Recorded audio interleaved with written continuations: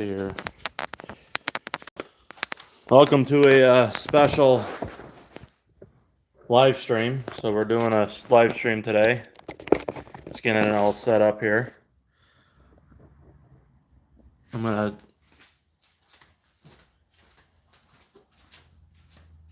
darken this out so we don't have any light pollution. See how that looks.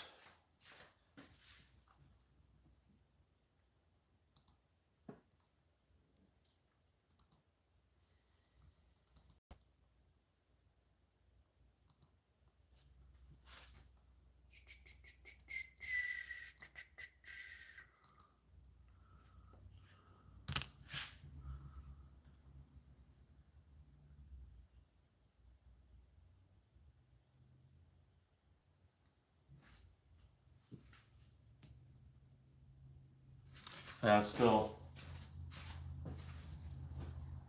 has some light pollution here. Hold on a second, Bobby. Just getting everything all set up.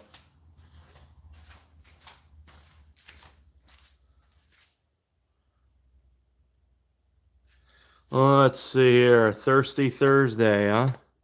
That's what we're gonna call this. I think we're good here. Look at that freaking sunlight, huh? It's crazy. I don't know if I should, I guess I'll be alright. That should be good, huh? Probably right there.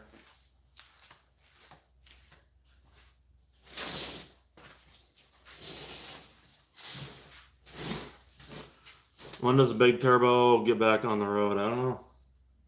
You talking about the white car?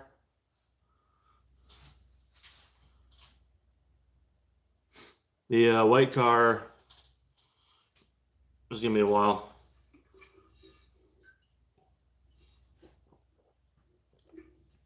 It's gonna be a while for the white car. You know, maybe I'd like to just rather have it ready next spring. Our winters are so short here, so our summers are so short, and our winters are so long here. It's hard. Like if I just rather get it done right, and because I still want to decide on the RS cylinder head or the 4-port cylinder head that I have. So we'll see. I mean, most likely, I don't know yet. I mean, I'm gonna do that. I got that 2.3 stuff still. So, and there's still a lot more I need to get before I can even put it all together. I mean, I need a clutch because I got rid of my old one. Literally just threw it away. Even though it was still good, it felt fine, but this didn't look good. I need to get, another 4-port setup for aux fuel. I'm gonna decide whether I want to use this turbo here, which I wouldn't mind. The 7163 is a great turbo. I mean, I could use that one and save money. I could do that and, run that on the RS cylinder head, which I think would be pretty cool.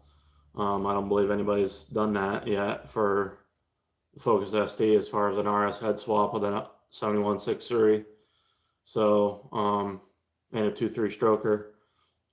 I know there's RSs that run the 7163 Mountain Tune kit, but there's not very many of them out there. But those are RSs, not STs, so a little different.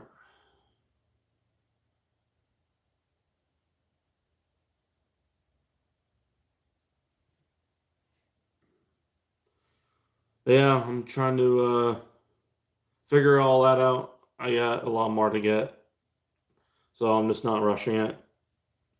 Pretty much took the year off for the white car.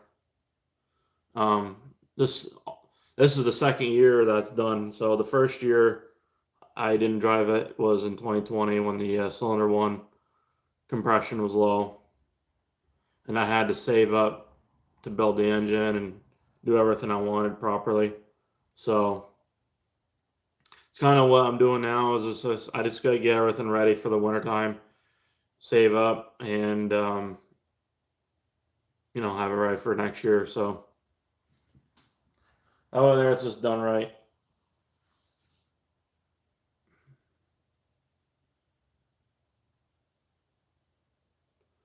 I kind of want to change the angle of the stream.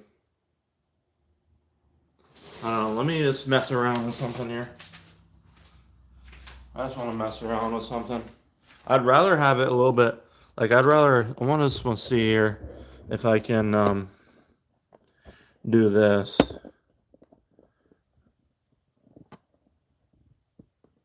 Maybe I'm not, because I don't have it. I mean, I can drive the black car, and that was kind of my intention, was drive the black car more, because I don't have the white one. But I need to get it registered first. I gotta bring the paperwork to the DMV. I might actually do it tomorrow. I'm just gonna try this here. See how that looks.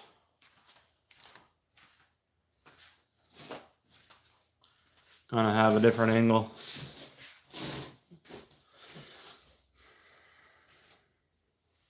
It's not too bad.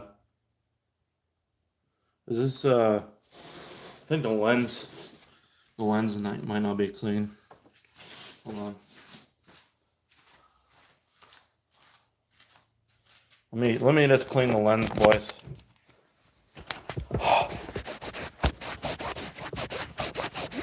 There.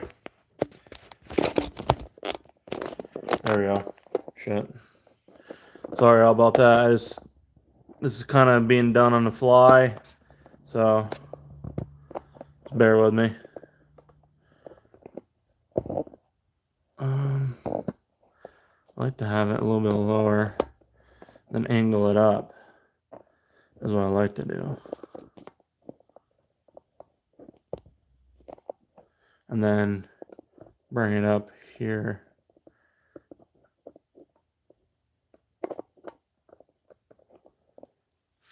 That should be good. Fuck it. That should be alright. How's the video and audio look?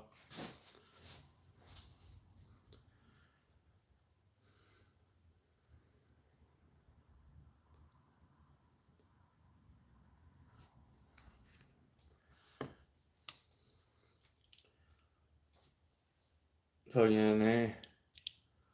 It's bright enough to have the sunglasses on. Fuck it.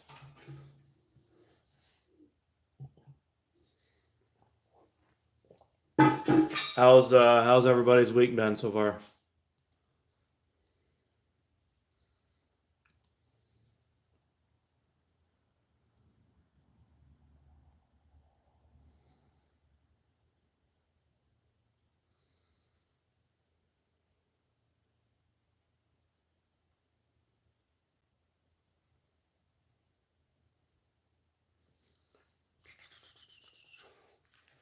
See here. We'll move some stuff around. How's your week, Bobby? Make sure also, if you can, guys, whoever's coming in here, just like the give the stream a thumbs up, so that way there it helps with the algorithm, and basically pushes it out to other people's feeds.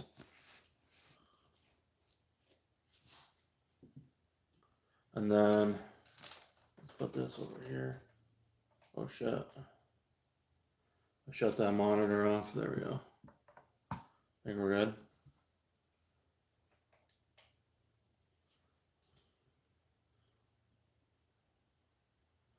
There we go.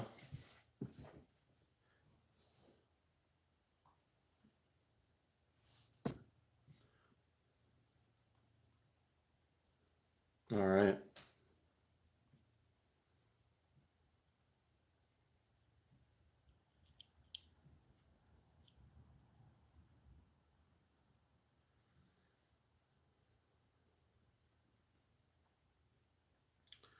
Just gonna check my settings here for the stream.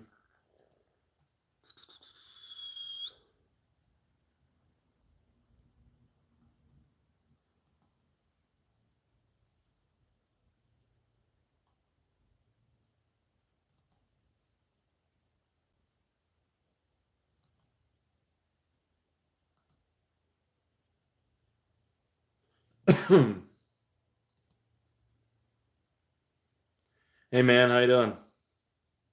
Perfect for me. I bought the same. Cool works. Okay, and thinking about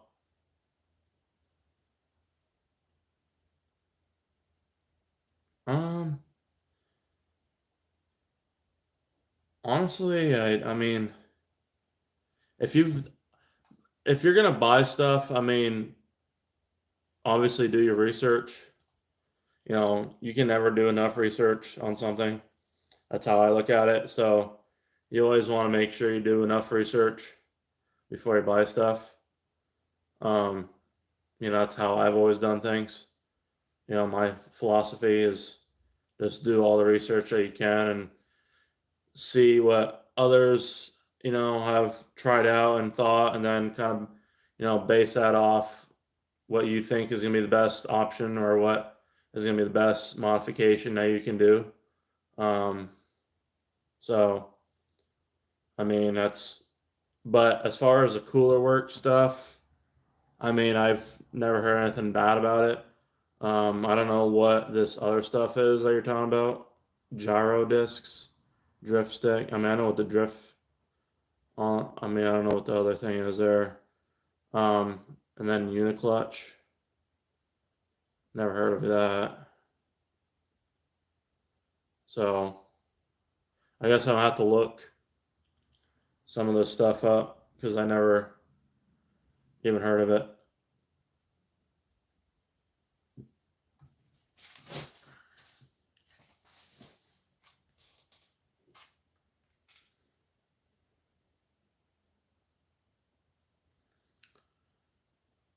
Oh, really? That's a Ford Performance. Let me look that up.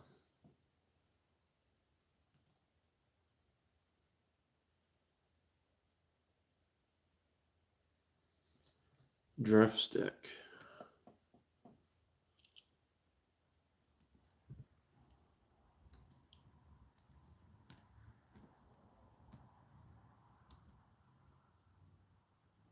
Ford Performance.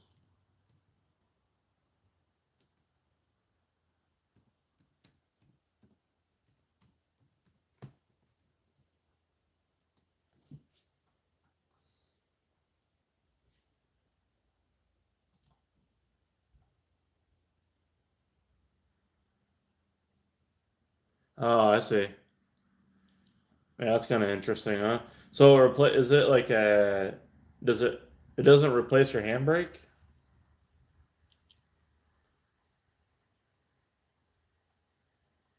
Or is it like how's that even like get connected? I'm not very familiar with the whole drifting stuff as far as like it's very interesting how it works. Oh, okay. Interesting. So that's for the RS though, right? Because the RS would have a different, I mean, it has that option for drifting, I guess, for the ECU. So, I mean, it looks cool. You know what I mean? But, then, yeah, I kind of figured the gyro discs were brake discs. I've never heard of the term gyro discs before. So, that's why I was a little confused.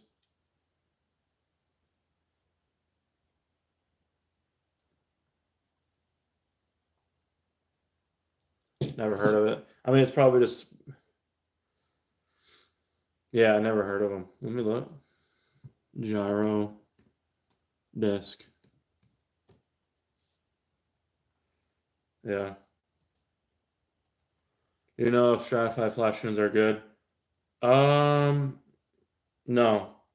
The flash tunes are just for just the stock turbo stuff.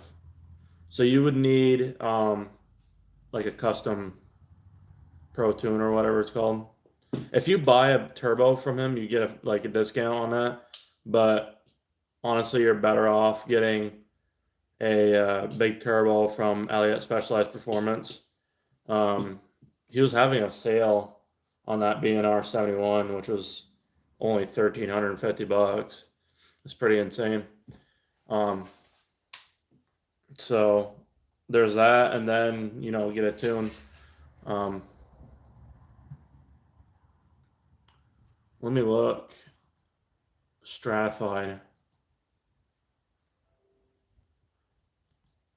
If you guys can, make sure to like the stream. That way there we can get more people.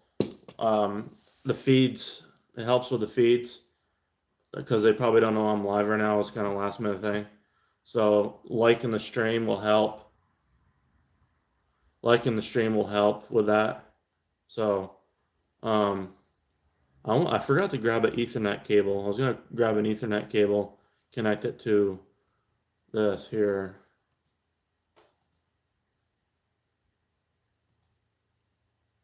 But yeah, you're going to want to do a custom tune.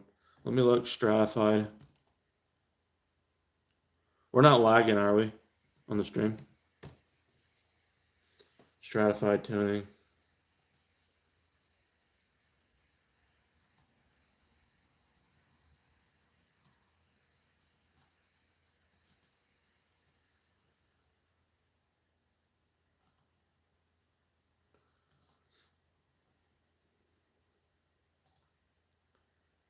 Let me see here, stratified.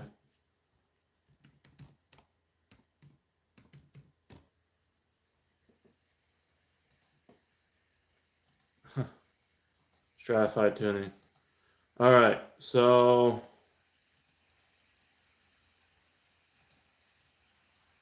the one you're gonna want, Mark, is the Flash Pro. Wait, okay. You're gonna want the Pro Tune, the one for $350. I can provide a link to you if you want. If you don't know what I'm talking about. He even has what's funny is he even has that for stock turbo, non-stock turbo is upgraded. So a flash tune is basically tunes that he's already made up that are basically like better than OTS Cobb tunes, but they're his version of OTS maps, if that makes sense. Whereas the Pro Tune is specific for your car only. So whether you got big turbo or not, like that's specific for your car at your elevation with all your mods. That's what a Pro Tune is. The Flash Tune is a baseline that's better for overall refinement for the stock turbo.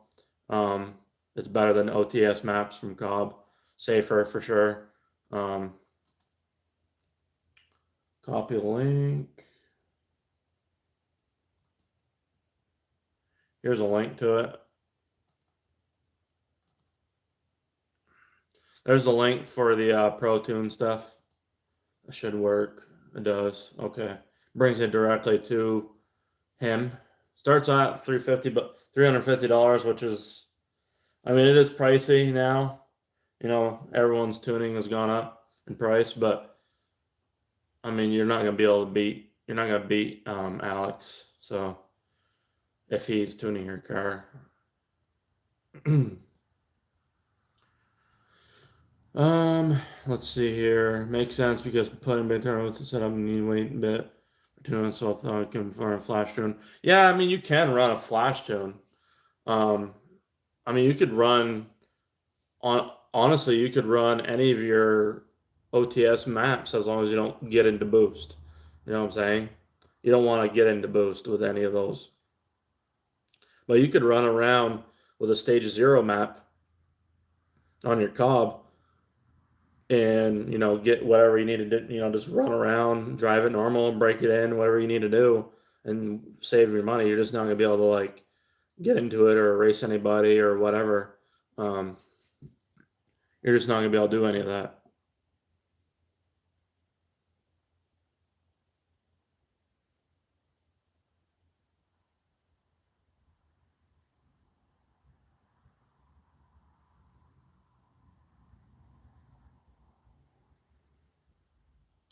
Well, you got to remember, like, so it's designed, those tunes are designed for stock turbo.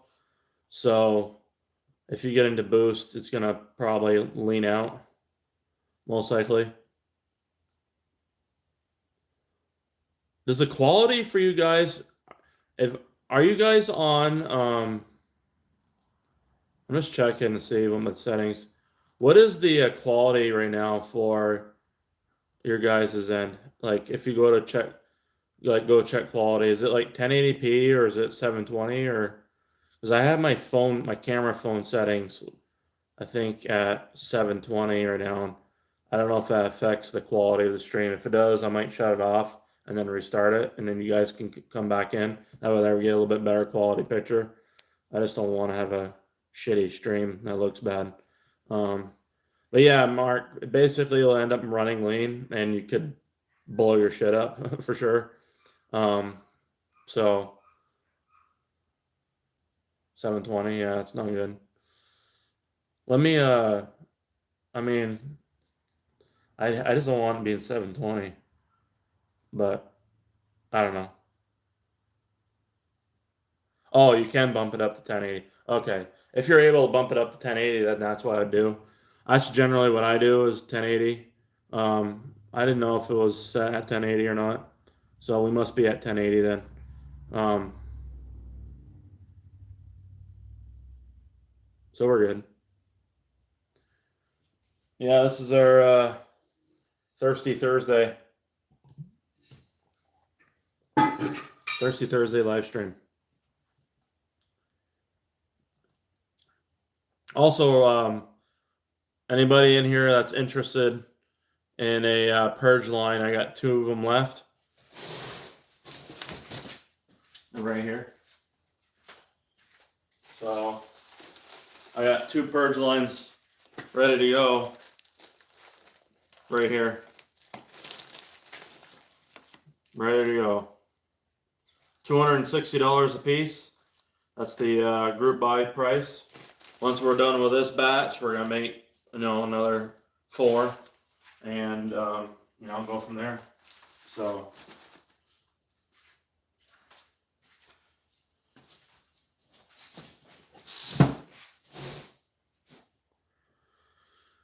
yeah, I mean you can drive it, but the thing is when you're driving it with a big turbo and you don't have it tuned like that, and somebody's gonna want to try and mess with it, you're gonna be like, your instincts are gonna want to press on the throttle, and then that's not gonna be good. So, um,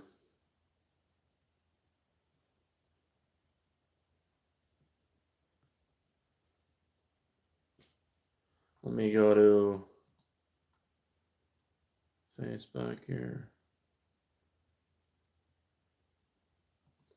What turbo do you have again, Mark?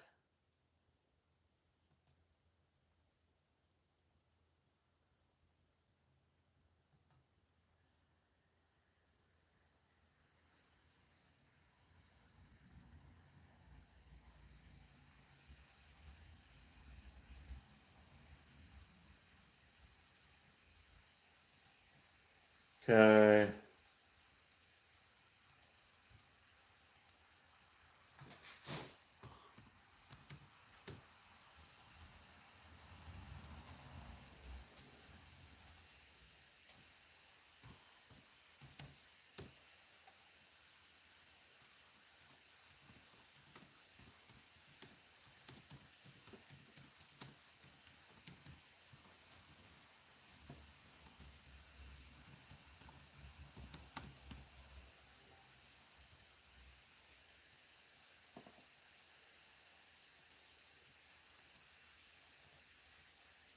There we go.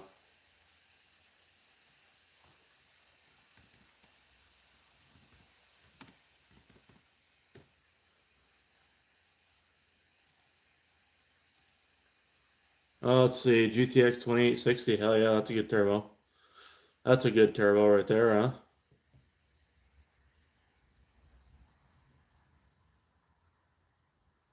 That's a really good turbo. 2860, the good old disco potato. Actually, no, it's a GTX. The GT 2860 RS is the disco potato. Um, awesome turbo.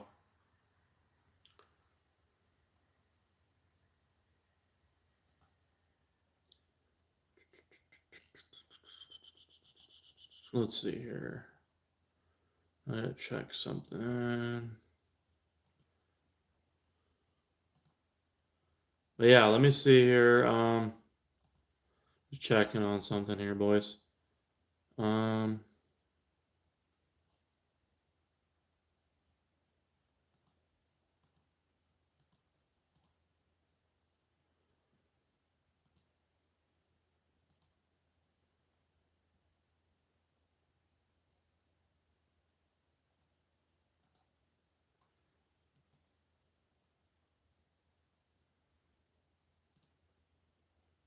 it's pretty humid in here tonight or today.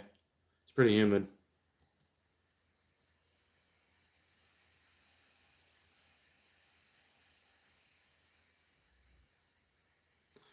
All right, I had to pop my stream back up, my chat.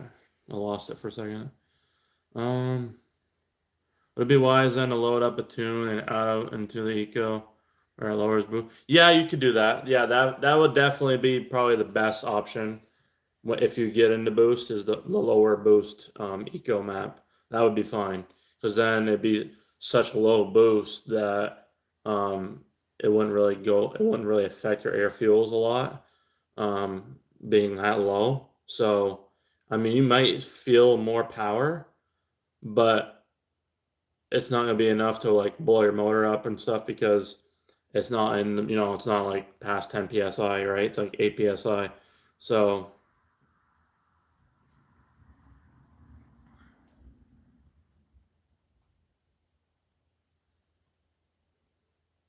let me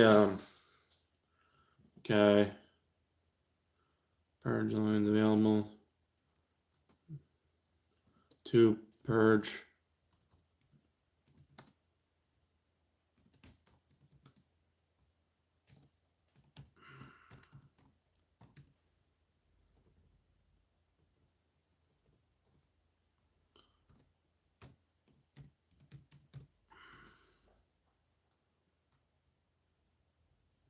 Yeah, I mean, I love the callback support. And when you get a custom tune, you can still have like a low boost eco map if you wanted, like a 10 psi map. You can still have that. Just gotta ask for it.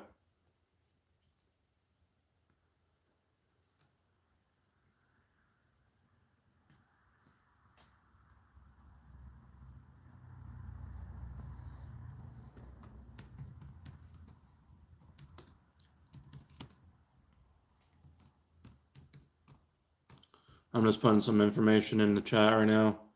I'm gonna pin this message.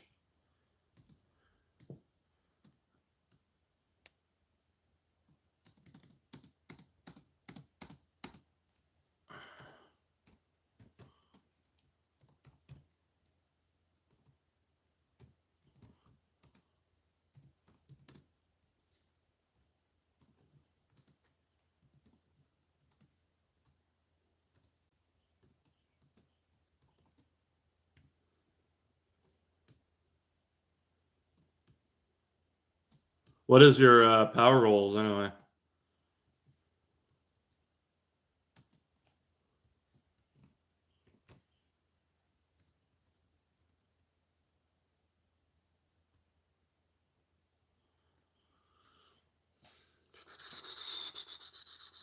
There we go. Yeah, I just pinned a message. If you guys want to check it out, you're more than welcome to. If not, that's whatever. Um, basically, we have two more purge lines available. They're upgraded, of course, and then it's part of the group buy batch. And also use code BB5 at checkout on cvfab.com if you're wanting to buy anything through them. And then also Stita has provided a discount code for all my subscribers. It is so Stita discount code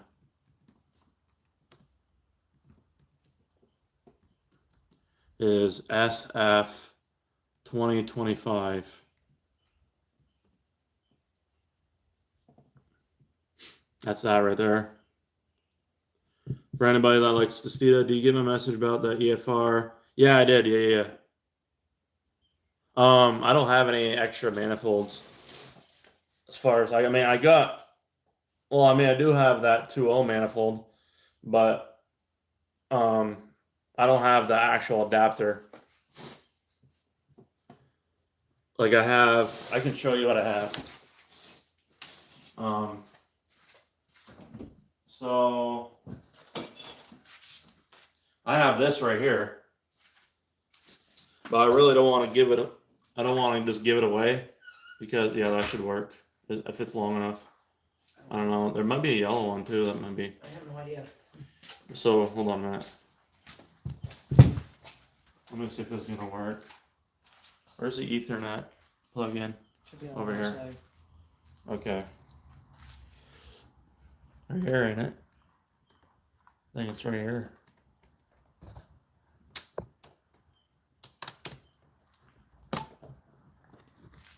Yeah. This will help with internet as far as right there. That should be good. See if it's directly wired in. You got lights. Unidentified network? What's that mean? The fuck?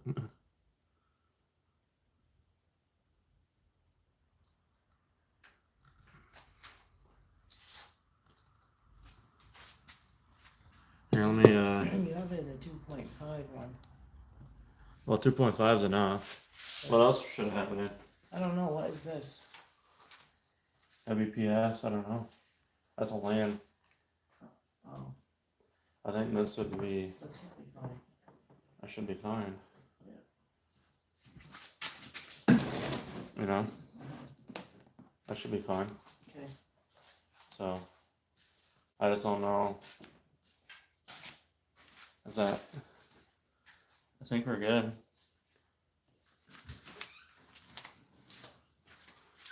I was directly wiring up the internet to the PC, so that way there we don't draw any Wi-Fi and disturb the phone. But yeah, this is the manifold.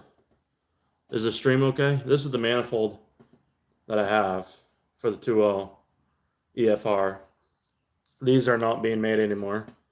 I was gonna hold on to it just in case I wanted to replicate this, but it's honestly, I've kind of already replicated it because I have the RS1 made already. It's basically it's a short 90 that is short, like cut, and then they welded these on. So this part here you don't cut, it's down here. So I think we end up getting a long radius 90 and then had it cut like 1.5 inches cut or something like that, and then welded this on. This is directly from Full Race, but the manifold I had replicated this right here by using eyeballs. So it's pretty neat. But yeah, that's the one I have. I just wasn't planning on selling it.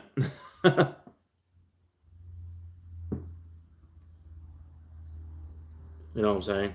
Because they don't make them anymore. I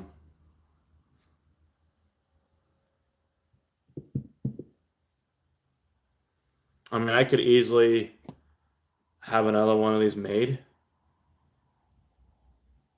No problem. Like, I could have another one of these made.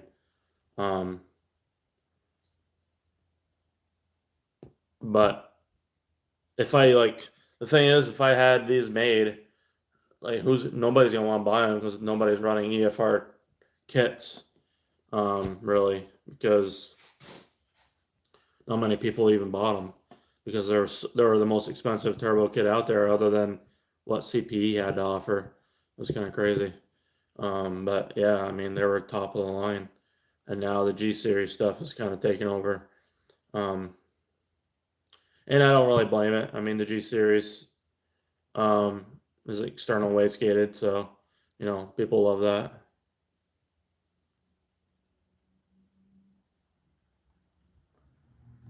Let's see here, live chat. But yeah, hopefully that answer. I did reply back to you, Ty Clayton, on that.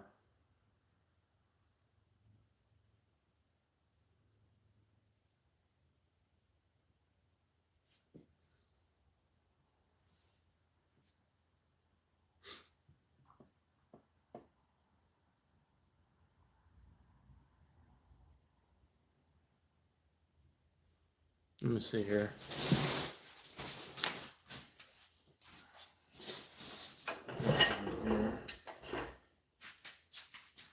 And then probably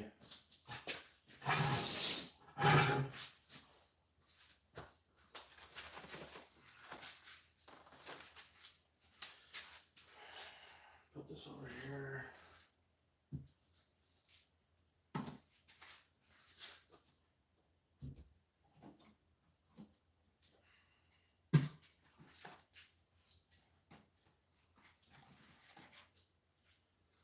There we go. That should be pretty good right there. I was looking to see if the one you made was. Oh, it is. Yeah, definitely. It is larger diameter. For sure. Yeah. So this is the one I had made. So this one here uses a 2-inch ID pipe, Schedule 40. This is really overkill. It's Schedule 40, 16 gauge, T304. The reason I went bigger is because the RS cylinder head. But yeah, this I've confirmed. So before I put my G35 on last year, I confirmed that the downpipe and everything fit. So I was pretty happy with that. So this is perfect. I just haven't used it yet as far as like actually running it, so it's not discolored yet. But yeah, I did a 2-inch, so it matches up with the port 2-inch. Because the full race, the full race one is 1.5 inches. So I don't know if you know that, but this here is 1.5 inches in diameter. So it's actually pretty small. But it's also a T25. So 2 inches T3, so I'm gonna consider T3, 2 inch to 2.5. But yeah, so basically a 2-inch version of this would be pretty cool. So you could definitely do it. Now it's not really gonna make a huge difference because of the port. Now that being said, if you get the so I sent you a link to where to get this. It's going to be a better adapter than what this is, full race use, because they had the company for the link that I sent you for that company, they use a ported, like port matched, basically adapter, you know what I mean? So that way there, it just has better flow characteristics. So this design can be improved upon. Like I could literally get another one of these that's port matched. That way there, then you get the 2-inch and then you weld it onto one of these, and then you're good, really.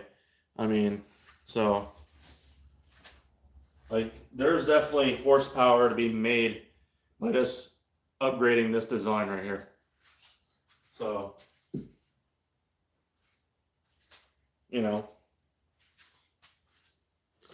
it's thank you very much, Mark. Yeah. That's that manifold I had made is one of one on the planet, as far as I know. I mean, I'd like to see who else has actually done one for our cars. I don't think anybody has like that. Um, yeah, but either way, I mean, the thing is, like, get that adapter because it's port matched for the cylinder head from that company on eBay. That's where, what the fuck was it? Arc Enemy Scooter. He gets those. He that's his source. He buys all this stuff from that guy. Um, so he makes the RS 2.3, ones. Then he makes the ST ones. I think the ST ones are like $100. The RS ones are like 120 for that adapter. They're all CNC'd, port matched. They're the best. Okay, I can provide another. Actually, I don't know if I can provide the link. Let me find him. I gave it to you. I replied to your message. I don't know if you can find your comment. I replied to it. You don't have notifications for that? Let me go on eBay and see if I can find it. I might be able to find it here. Hold on. Let me it's on eBay. So 2.0 EcoBoost. I mean, I'll provide a link here. Hold on. It doesn't matter. It's fine. 2.0 EcoBoost turbo flange. I forget the guy's name that makes these fucking things. There it is right here. Here it is right here. I got it. Here. So you guys know this it's an amazing flange. So it's called Custom Race Fab. Customfabshop.com. Here, let me how do I okay.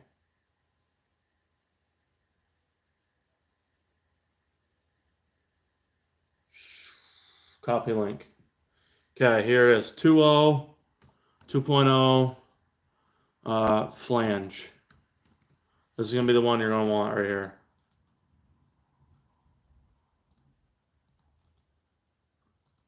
Oh fuck. Hold on a minute. The link is too long, so I gotta shorten it. Hold on a minute. I gotta shorten it up. Damn.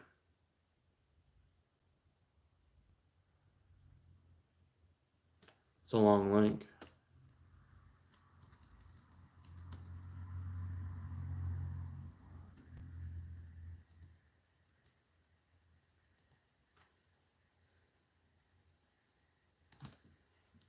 Turbo with manifold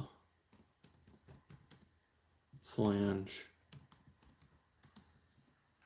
Okay, here. Let me shorten this up here. Boom. Paste.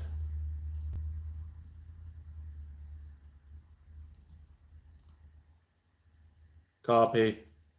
Here you go.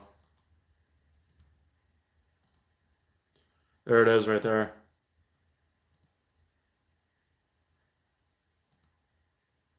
And then the RS one, if anybody's interested in the RS one,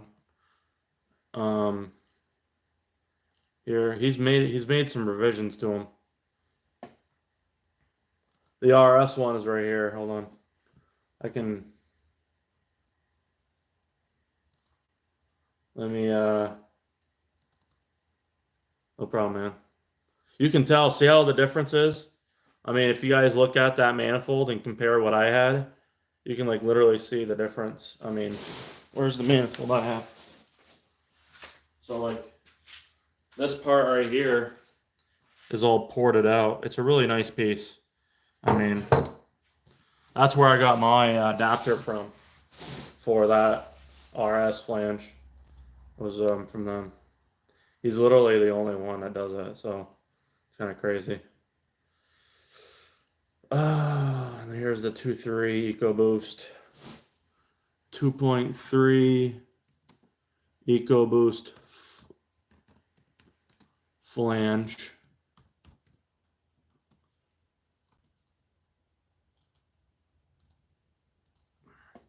That's a 231.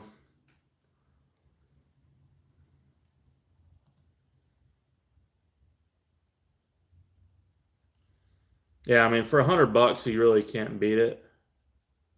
I mean, it's a really nice piece, honestly.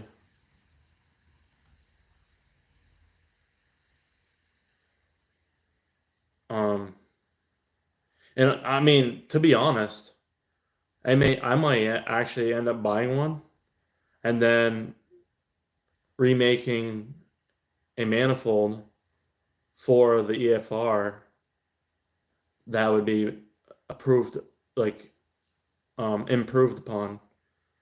So that way there it's maximized for efficiency. So I'll do a 2-inch inner diameter, pipe, 90 degrees, weld it onto that, shorten it up for the length that you need. And then, yeah, it's nice. And what I love about the EFR turbo kits is how the placement of the turbo is farther away from the block.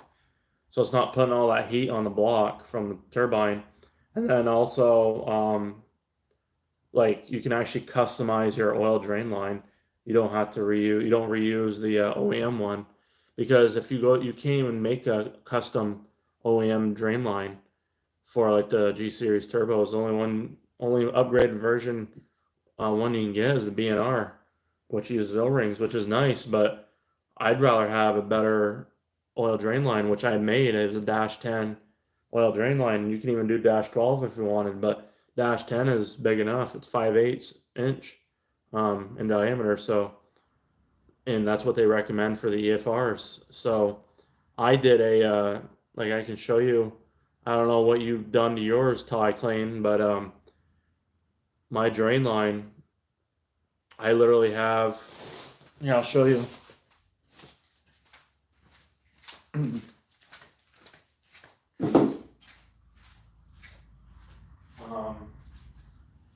Let's see here.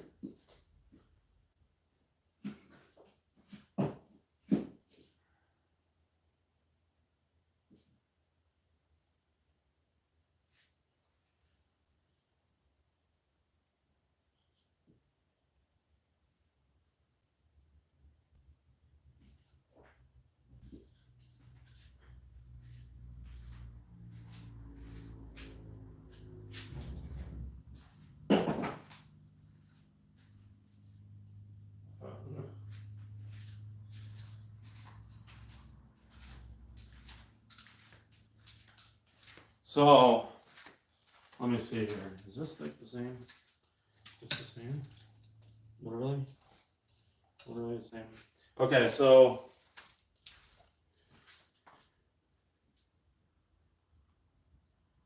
a railroad clock?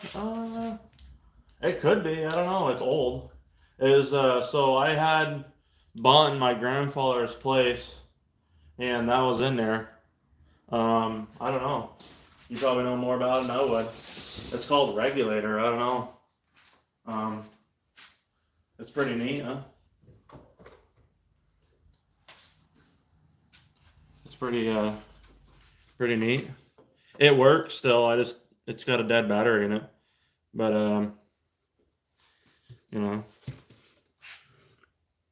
let me see here. Made in USA. That's a positive. There's not much stuff is it, made in the USA anymore. I don't know. Something wood production company. I mean, it's got, the battery thing there. I don't even know what year this is, honestly. What year you think this is? I don't even know.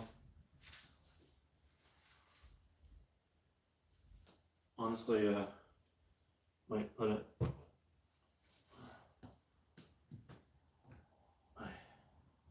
I don't want it falling down.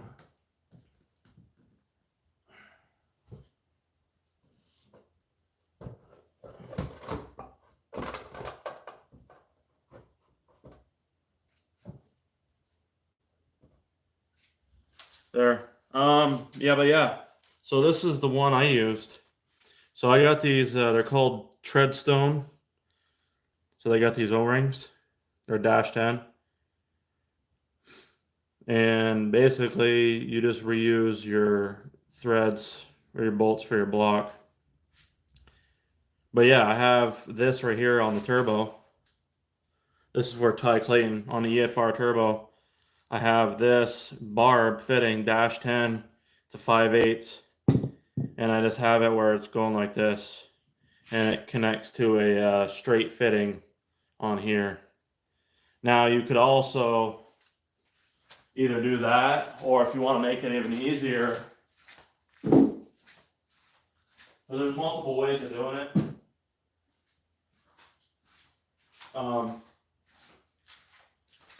You could do it without doing AN fittings. You could honestly do it with just these hose barb ones like this. And then just get a clamp. I mean, you know, that would work too. Get a nice like fuel clamp or something. That way there it doesn't dig into the rubber. And then just, or run this and then run the hose, do one clamp on that. That'd probably be the best setup, honestly. That way there it fits better. So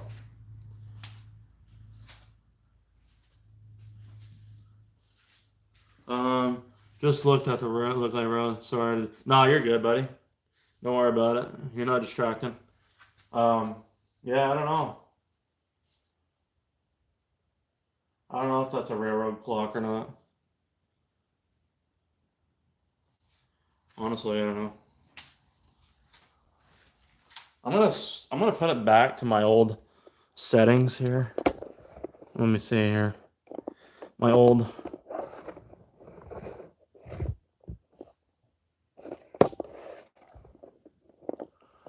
settings right there probably. And then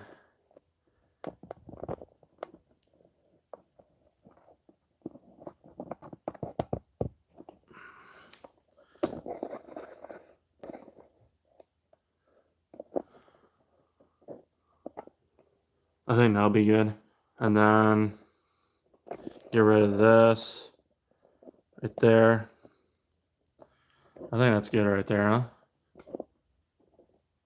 I mean, it was probably good before, but I'm pretty picky when it comes to certain things, so.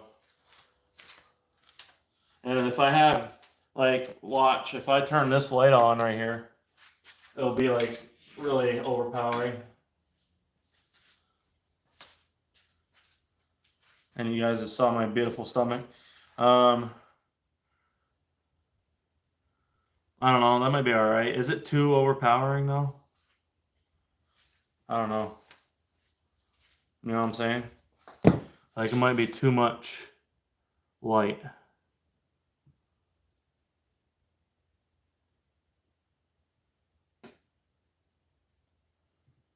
Hell yeah, we got 9 likes on the stream. Yeah, just keep the likes up. That's awesome. But yeah, that's the one. If you guys haven't seen yet. So this is what we're talking about. So this right here. So this is the one that Full Race provided. Right? This doesn't have the port match on it. This one does. So you can see how this is. Look how nice that is. It's only $100. That's the other side. And these are fully stainless steel.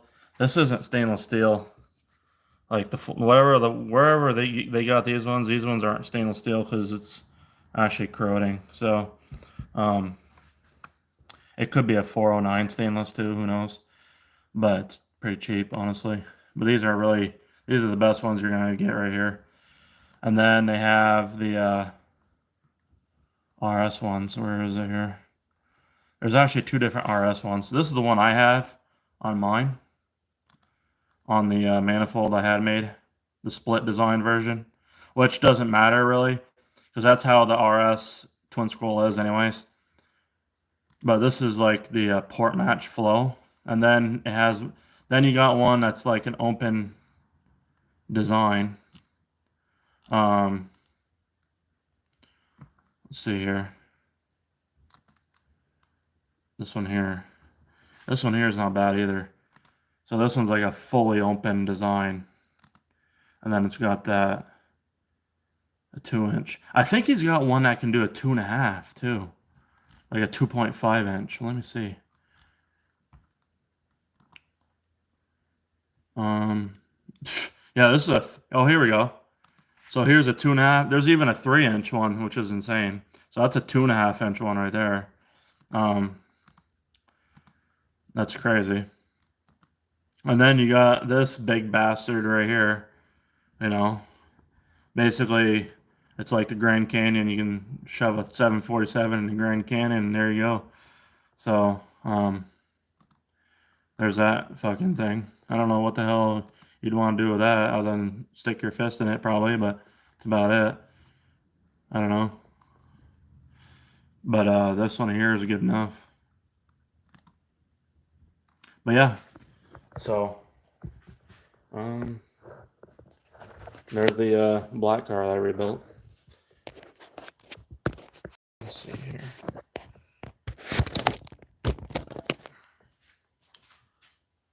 Is that good?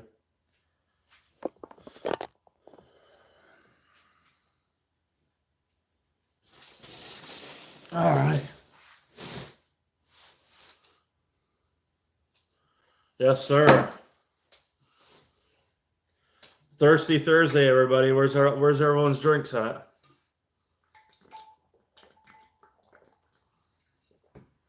Oh shit.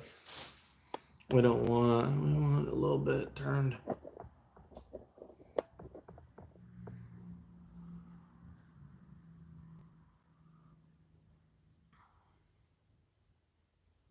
That should be good. There we go.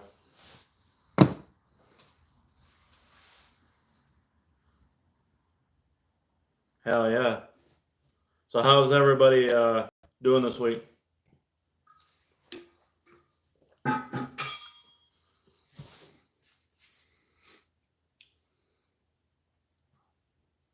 It's hotter than hell in here. Damn. It's crazy. Well, it's not really hot. It's more humidity than anything. It's actually just fucking humid in here. It's really humid for some reason. Moving my shit over here. Moving my shit.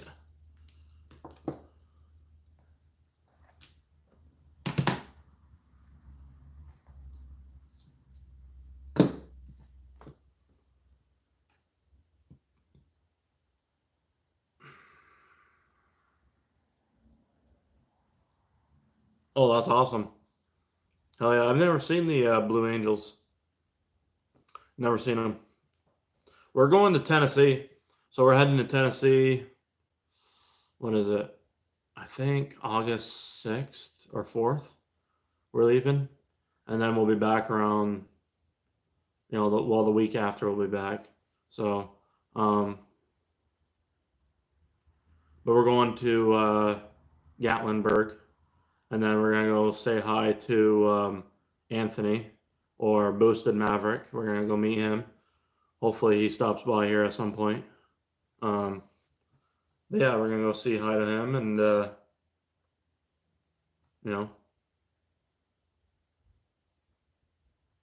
Yeah, I don't have Netflix. I have Peacock, Prime TV, which, Laura has for her Prime account anyway. It's free. And then, Paramount,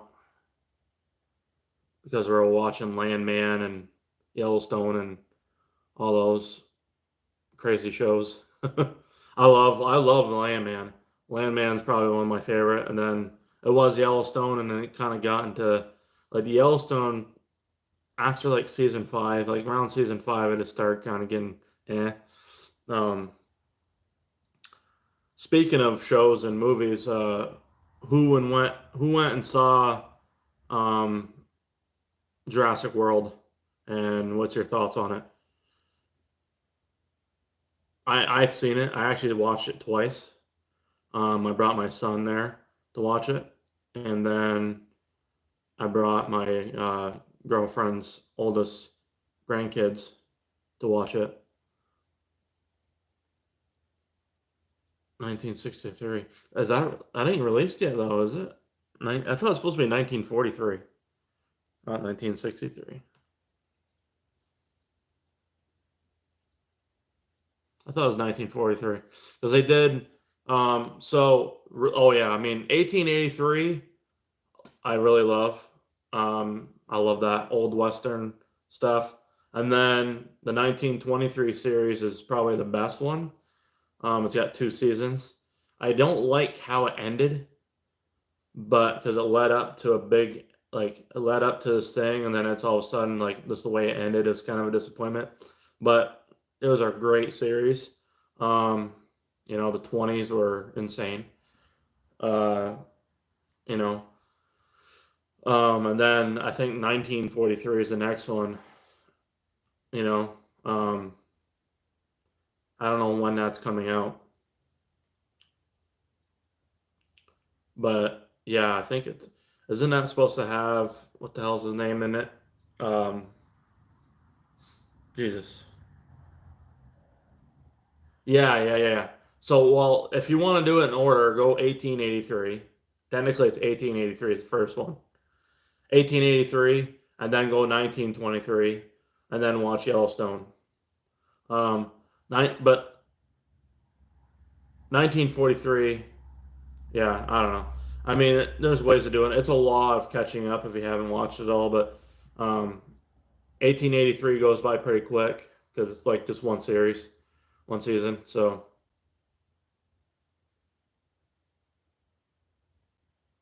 yeah, no problem, buddy. Have a good night, Ty. Um, talk to you later.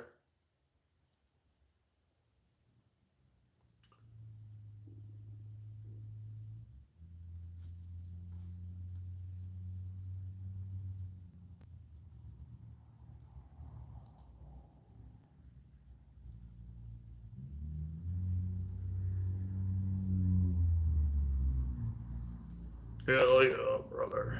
Let's see here. I haven't been watched. Yeah, I mean, I watched it in reverse, to be fair. I watched Yellowstone all the way up until like season 4, and then I watched 1883, and then I watched 1923. 1883 is really fucking good. Highly recommend watching it. It's on Peacock. Or is it on Peacock? I think it is. I think it's on Peacock, and 1923 is on Peacock, right? Or Paramount, whatever, too. Um, Either way, fucking awesome. You should watch 1883 before 1923 because it kind of shows the lead up to 1923, and you'll understand 1923 more if you watch 1883. Um, that's just my opinion, and I mean I've watched 1883 twice. The second time around is even better. You watch it once and it's like okay. I've watched Yellowstone twice, like the whole series. So I probably won't watch it again for a long time. But it's a great series, high quality. I'm waiting for the 4/6s series to come out. Hopefully they do that still. The 4/6s Ranch in Texas.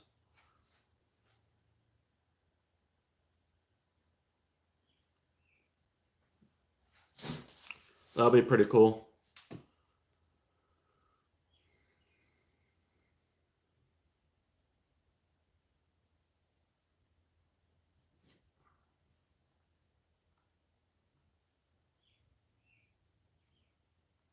What do you guys think of?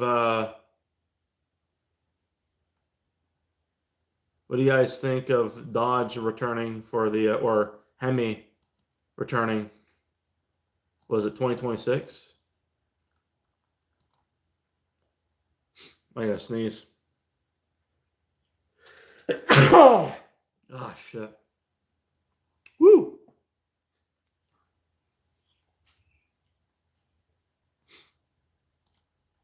I think it's good though that the V8 is It's coming back. How good is it going to be and how reliable compared to before? Who knows?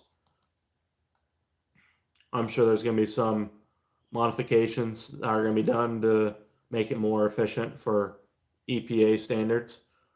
Who knows though? I don't know. I think the EPA thing should be like they should leave automotive industry alone. They should just leave us auto guys. Oh man, allergies. They should just leave the automotive industry alone and just focus on like environmental spills and hazards and shit like that more than, you know, vehicles, you know, producing carbon emissions. Oh shit. Well, have a good night, Mark, and thank you for being on. Appreciate you. And we'll be live tomorrow. I'm gonna be live earlier tomorrow. So if you want to hop in tomorrow, we'll be live. This is kind of just like a out of nowhere live stream. So, but we'll be live for sure tomorrow. So hop on in and we'll see you then.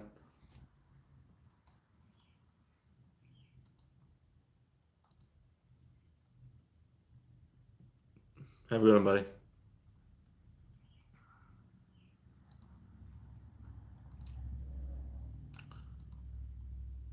Did any of the floods affect you guys in Texas? Or not so much? Did you guys see that podcast with the guy, the CEO of Rainmaker? He cloud seeds. So everybody thinking that cloud seeding is like not a thing that actually is, and they've been doing it since the 1940s. It actually started in the 40s with Vietnam and World War II and all that. It's pretty crazy. It's on YouTube. Let me send a link. Pretty crazy. It's a really good podcast. Really well-known podcast. This guy here.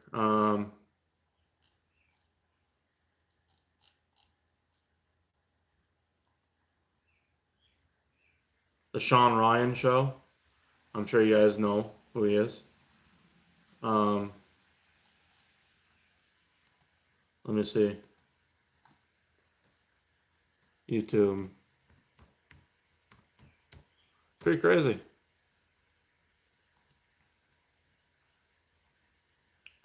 Sean Ryan Show. Oh shit, there's extreme weather going on right now. Tornadoes. What's this? Those caught without shelter, mobile homes will be damaged or destroyed. So we've got about 9,712 people in the path here. So if you know anybody in Clear Lake, let them know. It's south and west. Where's Clear Lake? Mississippi. Oh, okay. Mississippi. So you guys in Mississippi getting some storms, huh? Looks like.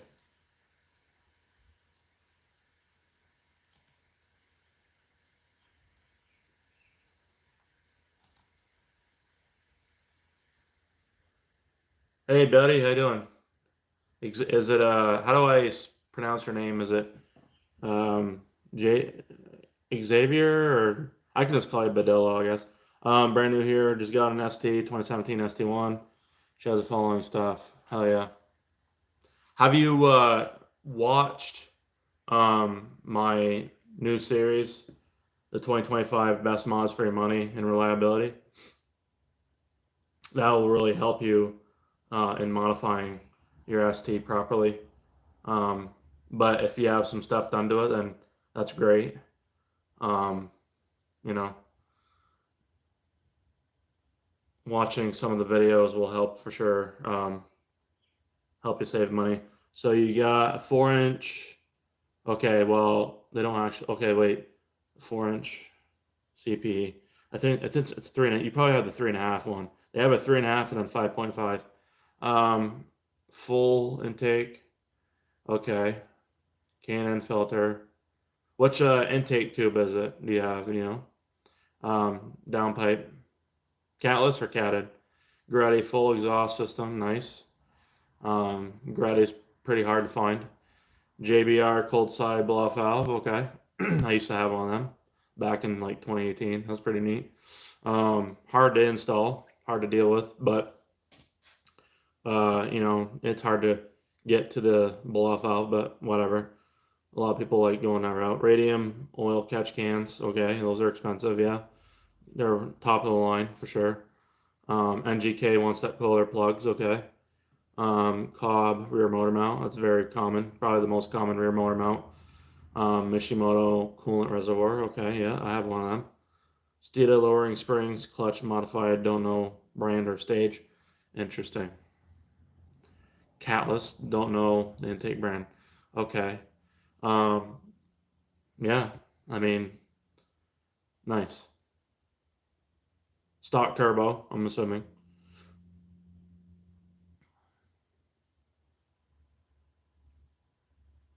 Are you like a new ST owner or new subscriber or um so if you don't know much about me, I've had the white Blur, which is my white Focus ST. I bought it in 2012. I ordered it before they actually had them on car lots. And so yeah, I ordered it in September 2012. They built it, Ford built it to what I wanted for the specs. So I ordered it in white, no sunroof, blue Recaro racing seats, ST2 package. Um, and they built it in October. And then I received it November 16th, 2012. Drove it for a week for 900 miles, put it up for the winter. I don't drive it in the winter. Um, and, but yeah, so I've done so many fucking mods on this thing, it blow your mind. As far as, but the thing is like what I'm trying to do is like all my content is providing all the knowledge that I have built up in the last 13 years. It'll be 13 years this year, November, that I've owned it. And basically help you guys save money. That way there you don't have to do like you don't have to go through all the trials and tribulations and failures and whatnot that I've gone through. Instead, um, basically just bulletproof your setup or help your setup be more not only efficient, effective, and just more fun overall, and it saves you money. So honestly, what should be next on your list? I mean, you have a lot of good stuff. Um, I would say a lot of people have failures with the Purge line. I'm sure, I don't know if you're familiar with the Purge line stuff, but I can show you like a quick thing. Like, hold on, I can share a link and you can watch. But I have a lot of reviews and testimonials of the Purge line stuff. A lot of customers have bought my Purge line. It's an upgraded Purge line. So basically, it's really easy to connect or hook up. Essentially, what it does is you upgrade your Purge line, and then upgrades the fucking check valve for higher pressure. So it's a 50 plus psi check valve. It comes with a stainless steel mesh, reusable, and it's cleanable if you ever even have to clean it. I'm sure you do at some point. But that filter, it's a fuel filter, oversized, and it protects the upgraded purge valve, which Ford has a recall on, and they've gone sick of replacing them so many times that they said there's only one left for each owner, and that's it. Like there's only one more left, no matter what, because it doesn't fix the problem unless you upgrade to like mine, for example, and it fixes the problem because then you don't have to replace the whole line. If your purge valve does ever go bad, I provide the box with the part number, and then if it ever goes bad, you just unclamp it and you put another one on, and it's like a $30 purge valve. But to make it, it's like $200 for me in parts just to make it. I sell them for $260. and it cleans up your engine bay as well. AN fittings, high quality, everything's awesome. I mean, it's top notch. Here, I'll show you.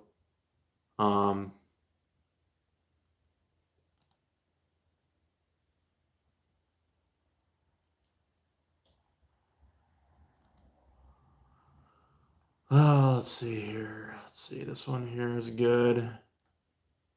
This is a good one. I mean, I can provide that one. This is a good. If you haven't checked it out yet, here you go. I got two. So we had a group buy. I have two of them left. And I'm gonna be doing another batch of 4 at some point here. Here is the link. Go check that out if you want. Okay, wait a minute. Don't know what should be. Okay, that's awesome. Just last month, so my daily driver. Oh hell yeah, that's awesome. Yeah, I mean, I actually got this black one. So there's a series coming out I have in September for the Dark Knight ST. I rebuilt it to have a built motor in it. A lot of people wish that they knew before buying their ST that they saw this one because this thing is pretty clean here. Check it out. So this one here has basically, if you go to watch that series, it has everything on this car from that series except for a big turbo. But it's got a built bottom end. It can handle 500 plus wheel horsepower, no problem. It's got all the modifications. You got the Damon side mounts, the CP stage 2 rear motor mount, CV Fab intercooler, which is the best. And then it's rated for 700 wheel horsepower. And you can use my code BB5 at checkout to get a discount. They have downpipes, but you already have a lot of this stuff, so you don't really have to worry about it. But if you do have the 3.5-inch intercooler, I definitely highly recommend getting rid of it down the road and getting the CV Fab one, just because it's the best one for the money. And it's like $475 shipped, no taxes, using my code. It's half the price of the CPE 5.5. And the reason why you don't want the 5.5 is because it literally will bend your tabs on your radiator. So here's mine. Look at that. So see this tab right here? I've had to bend this back in place because the fucking CPE 5.5 is so heavy that it literally ruins the tabs. And the plastic ones are a little bit beefier, but those ones will just snap right off. You know what I'm saying? Those ones will just snap. So the 5.5 is just insanely, it's just crazy. But there's obviously, if you bought this car and it was modded like this, then you obviously can't help it. Really the only thing that this black car is missing is like the silicone cold charge pipe and an upgraded hot pipe. But other than that, and a big turbo, of course. But I'm selling it, and I'd keep it, honestly, but I want to get the white car going. So I made like 560, I don't know, I don't really know. It was over 550 plus though at the wheels with this car last year. And then the crank bolt loosened up and fucking, basically when I did a pull, the ARP crank bolt loosened up. They can't handle over 500 horsepower, I guess, the ARP crank bolts. So it's kind of a learning curve there on that. So that was unfortunate. But the OEM crank bolts are the way to go for those. So now I know. The only problem is I think a reason what led to that ARP crank bolt also loosening up is I reused it like probably fucking 5 times or more. Because I was originally off my 2.0 built engine. And then I just got rid of that and put a 2.3 internals in it because I had 2.3 internals sitting around. And that turbo over there is my 7163 EFR on the stand. This right here is my EFR. Here's the purge lines right here. And So what they replace is, I mean, if you go and watch the videos, it replaces. So you know the intake manifold. I'll look at the chat here in a second. The manifold. So it connects right here. There's a line that goes right up here and runs right here. So the new upgraded setup will run your line back here and in between your manifold, so it cleans up the engine bay, and then it gets rid of this mess right here, and you just take those clips off, and then it runs your purge valve right in this corner right here on the corner of the engine where the vacuum pump is. It kind of pushes it forward, and then you get rid of that bracket on the side, and then you got your oversized filter, stainless steel filter, right here. So these are the filters. These are the filters right here. So these filters alone are $40. Pretty insane. So the filters alone are $40. It's unfortunate, but you know. Hell yeah, black, hell yeah. Mine's this is an ST2 package, this one, with no sunroof. Jerry G, how you doing, buddy? I'm about starting to build my 2.3 EcoBoost Mustang, switching to a closed deck. Nice. You can also get a MZR Mazda Speed 3 block as well. Those are actually even better, especially when you sleeve them. So just so you know, EMS actually has the fastest 2.3 EcoBoost Mustang. Well, they actually went to 2.1 last year, and then they found the limits of the 2.3 crankshaft around like 1,200 at the wheels or something. and I kind of knew that would happen. It literally destroyed the crank and the rods and pistons. They were using a 4-port cylinder head from Ford Performance, which I have a brand new one over there, and then I have a brand new Focus RS cylinder head as well. So I have some options. I have brand new 4-port cylinder head, EcoBoost cylinder head. And if you don't know what that is, basically this is the ST manifold. So that's the opening on it, right? Very small. Okay. And then, so the EcoBoost Mustang 2.3 head and the RS 2.3 head are very, very similar. That's the opening for those. So this is a custom manifold I had made. This is the only one on the planet that I know of that. So it's made to swap out from an ST cylinder head to an RS and use the same downpipe for the turbo kit that was designed originally for the ST cylinder head by Full Race Motorsports for this turbo. So it's literally gives me two options for this turbo. It's honestly pretty insane. But I think I have 300 wheel horsepower to give it. If it's stock turbo, no, you don't. It's most likely around. I'll show you. Well, you're around probably 280.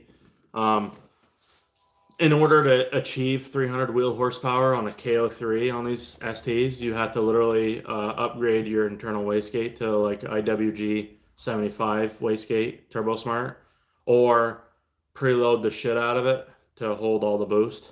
You don't really want to go past 23 pounds of boost.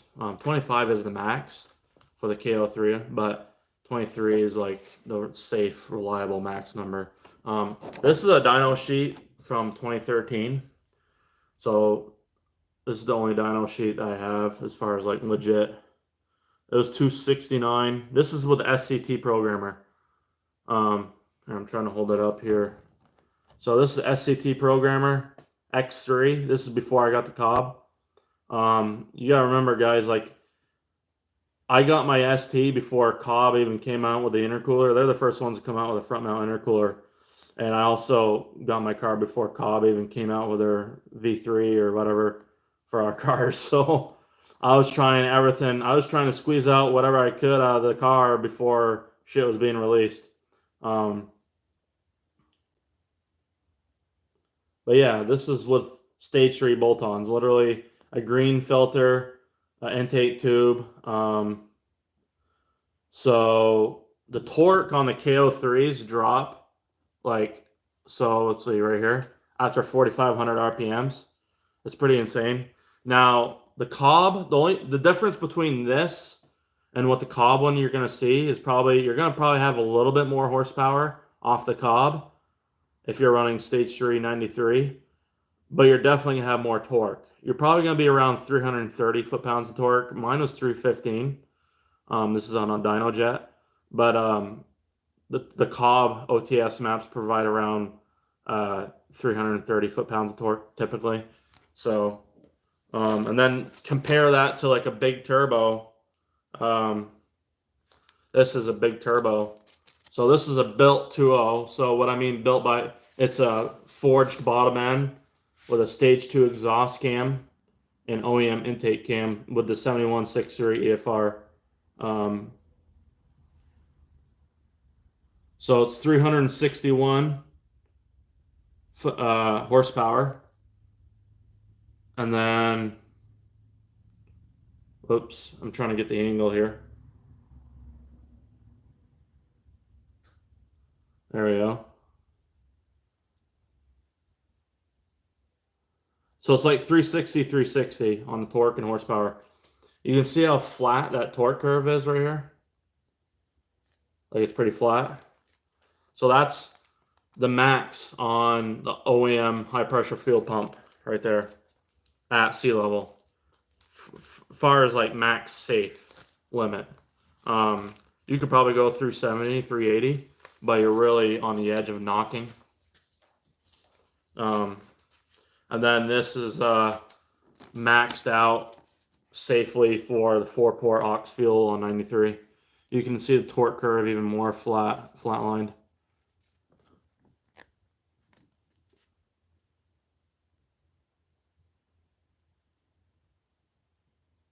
Right there.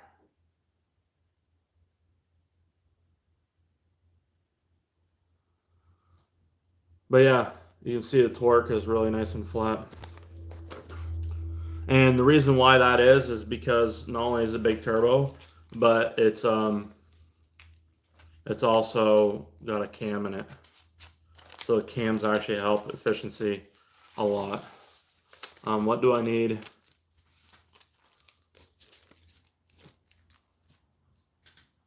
What do I need to brake 300 wheel reliably with 9.3? I'd go big turbo. I can provide you like, okay, so, and you'd be really happy with it. I mean, the best, cheapest turbo, big turbo you can get would be the BNR 71 from ESP right now. I can give you a link. Somebody that is close to me, I'm actually going to help him install it. He's in Canada. He's having the kit actually sent to me. That way there he doesn't have to pay for the fees, and I'm going to drive it up to him. So it's pretty cool. He ordered the tile blow-off valve with the tile hot pipe, like the hot pipe cold, upgrade. And then he got the silicone charge pipe for the cold side. That way there's just 2 clamps for the cold pipe.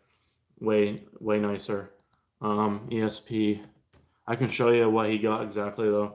That way there you have an idea. The best, most reliable way to brake 300 is big turbo.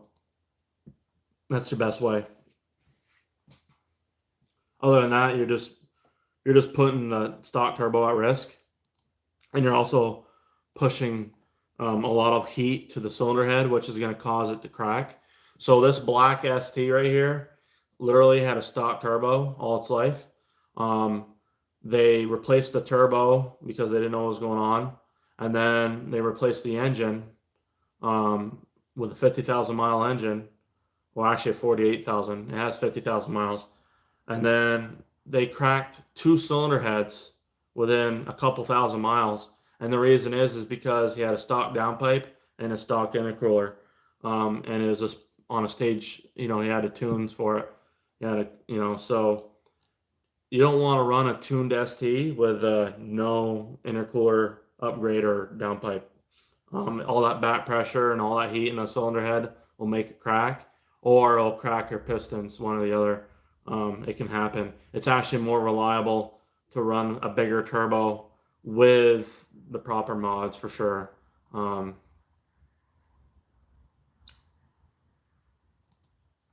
Okay, hold on. My message from some reason deleted. Wait, what? What message? Interesting, I don't know. Make sure you guys are on live chat, like all messages. If you're on like a phone or a device, go to your chat message options and make sure to go to like all messages instead of top chat. That way you see everybody's chat. I use ARP crank bolt to, yeah, I'm going to put, I mean, if you've used it only one time, you should be fine, but I'd be a little nervous.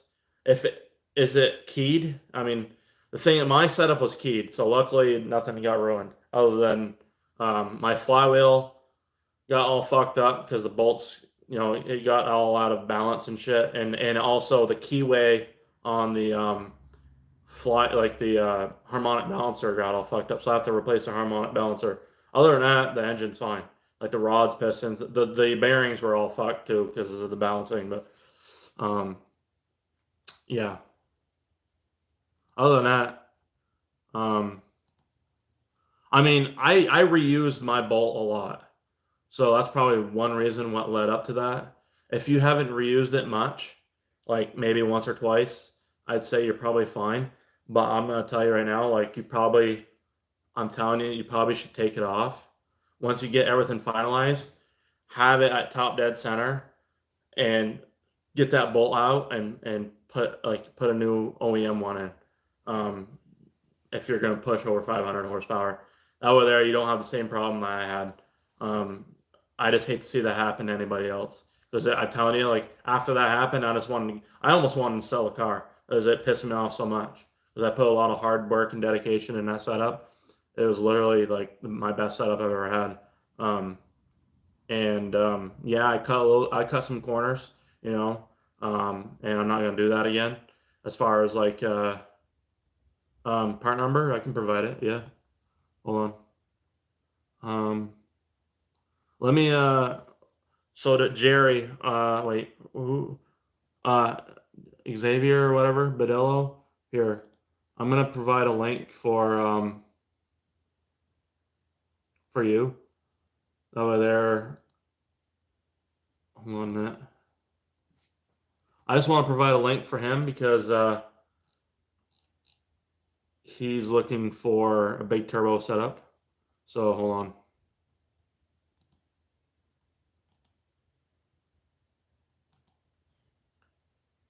Okay, so ESP, performance, hot, and cold pipes. Highly recommend them, by the way.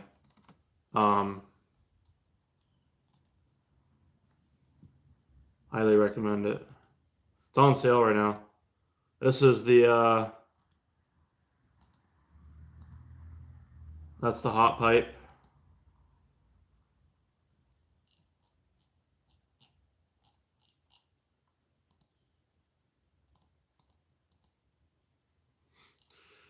Where's the silicone charge pipe, cold charge pipe is freaking game changer. I'm telling you guys, like it's insane.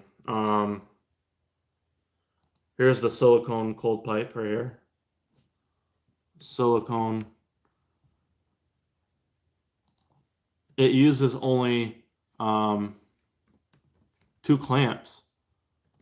So what that does is it allows it to have less chances of blowing off. And you can literally disconnect it from your intercooler and just remove your manifold, intake manifold, and you can just wiggle it out and work it out. And it'll come out in one piece and you can put it out back in like that too. You don't have to remove it from the throttle body. It's fucking nice. And then I got to provide that turbo for you. The BNR B&R 71 turbo kit. It's literally a bolt-on turbo. What the fuck? Okay, hold on. Focus SD. Where is the B&R?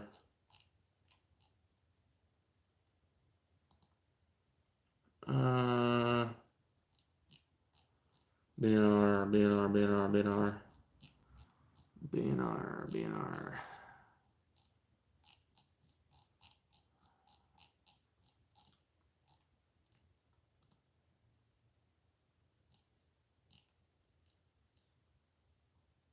There we go.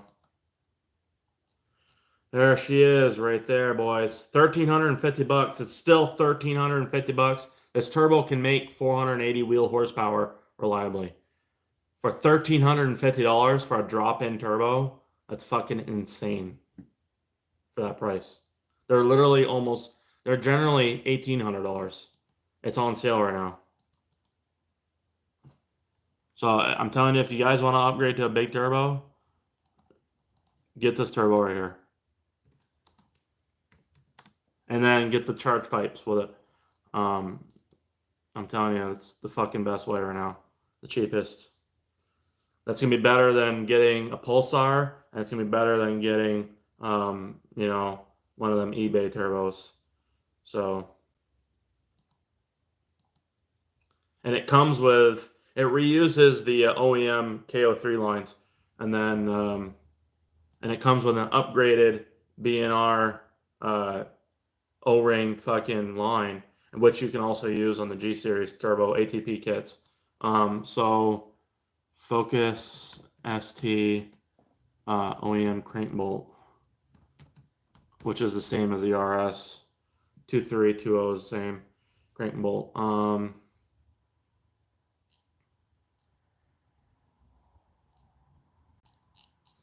on a minute. I'm gonna go to OEM Parts Giant, OEM Ford Parts Giant. I mean, you can use Tasca. I'll give you the part number. How's that? Over there, you can at least have it. Focus. There. Okay. Engine.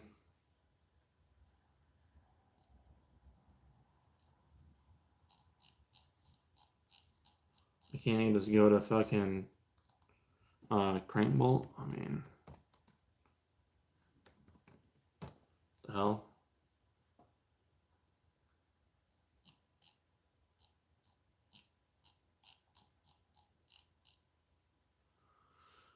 Oh, let's see. Trims ST. There we go. Boom.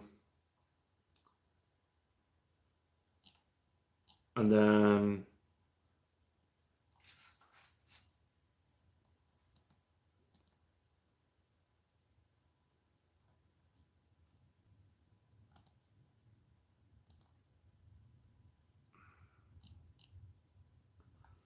is that it right there? What's this? That ain't it. No. Let me see here. I'll get it for you here. I'm gonna go to Tasca because this navigation sucks ass on this site. So I'm gonna go to Tasca parts. If anybody else has got questions, you can throw them out there. I'll read the comments after while I'm doing this. I'm honestly almost thinking about getting that fucking B&R 71 for this black car because I feel like that would be the perfect setup for the money, you know.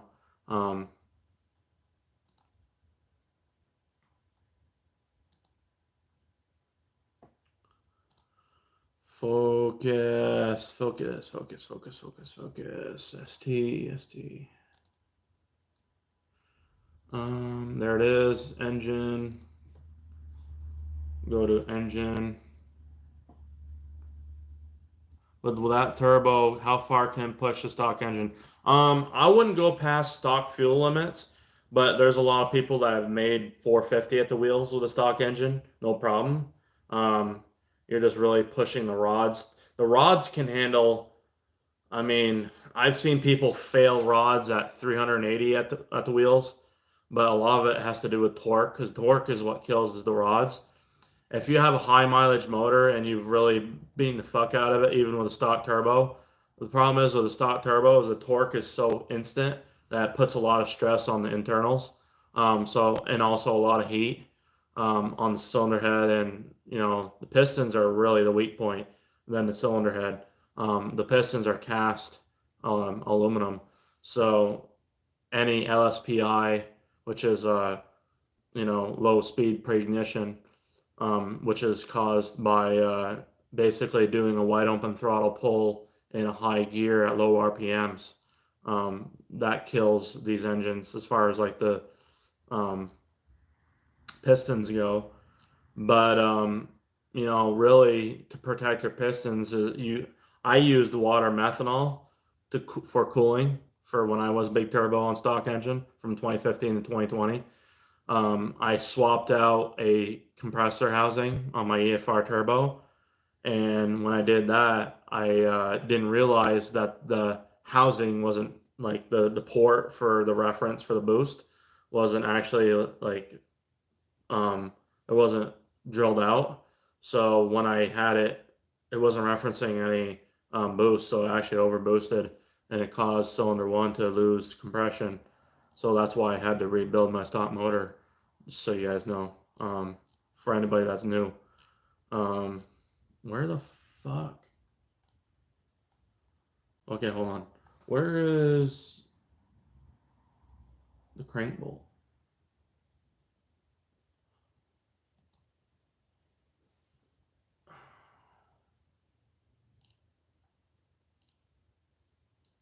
I'll find it here. Hold on a second. Let me engine parts. Oh, right here. Here it is. Okay. Here it is. I got it. I can send you a link. Want to send a link? Here, hold on.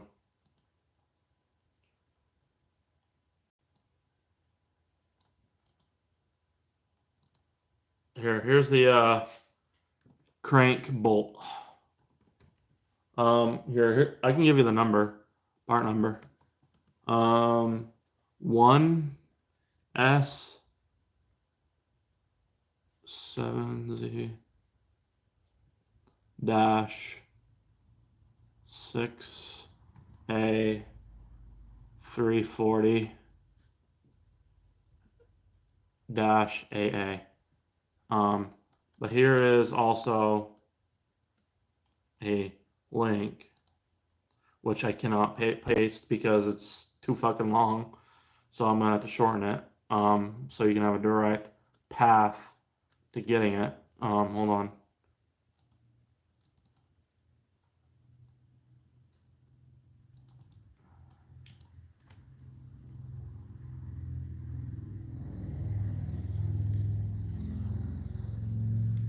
Shorten, copy, here we go. Boom. That's the crank bolt right there that you need. It's only $21. So I mean it's worth it. It requires it's a torque to yield bolt. I recommend, I mean the ARP cam bolts are definitely a W, or whatever. Those are definitely what you want. As far as the crank bolt goes, when you go to build a motor, you want to get the OEM one because it has more clamping force. For some reason, the ARP washer, I think it has to do with the washer design, and it also is only torqued to 140 foot-pounds, where the OEM one is 218 foot-pounds and torque. That's including with the torque to yield set, all in place. So I think the initial torque is like 70 foot-pounds, and then it's like 90 foot-pound, or it's 90 degrees of yield. So that equals like 218 foot-pounds torque, which is a lot. So to hold that, I basically I leave the top dead center pin in place to hold the crankshaft, and I just literally just torque it down, and it holds it in place. And then I also have the center one lining up the hole. That kind of don't thread it in too much. Don't want to over tighten it because it actually can poke a hole on the other end. I've learned that. Just thread it in barely just to hold it, and that's it. So, well, and doesn't need any support mods apart from on cold wipes. I mean, okay, so technically you don't need. The reason why you'd want that hot charge pipe that I provided is because it has the blow-off valve, the external blow-off valve, which you need when you go to, the ATP style kits with the Garrett's or with this style turbo because it doesn't have the built-in bypass valve in the housing like the KO3 does. Or my EFR actually had one like that. So I end up going with an external blow-off valve, and you just put like a plug on that, and it blocks it, a block-off plate. But yeah, so it's just more efficient to do that, and it's better to upgrade your charge pipes because I mean I've ran stock hot charge pipes and cold pipes with big turbo. A lot of people have. You don't lose any horsepower. It's really nothing to gain. It's just the reliability factor of the material because it can stretch the rubber. Um, okay, maybe the cold side bullet valve that I have could do. Oh yeah, for sure. No. Yeah, I mean, I would say if you didn't have that already, I would recommend the hot side um, blow off valve setup because, and that's what I run. I had a custom one made for myself with using a Mishimoto hot pipe. I just had the flange welded on, but basically, I recommend that the hot pipe version because it has easier access, way easier to install, maintain the blow off valve, and then running the silicone charge pipe on the cold side is better. So, oh, cool. Watermelon. Hell yeah. Thank you. Mhm. Appreciate it. So, yeah. I mean, that's what I recommend.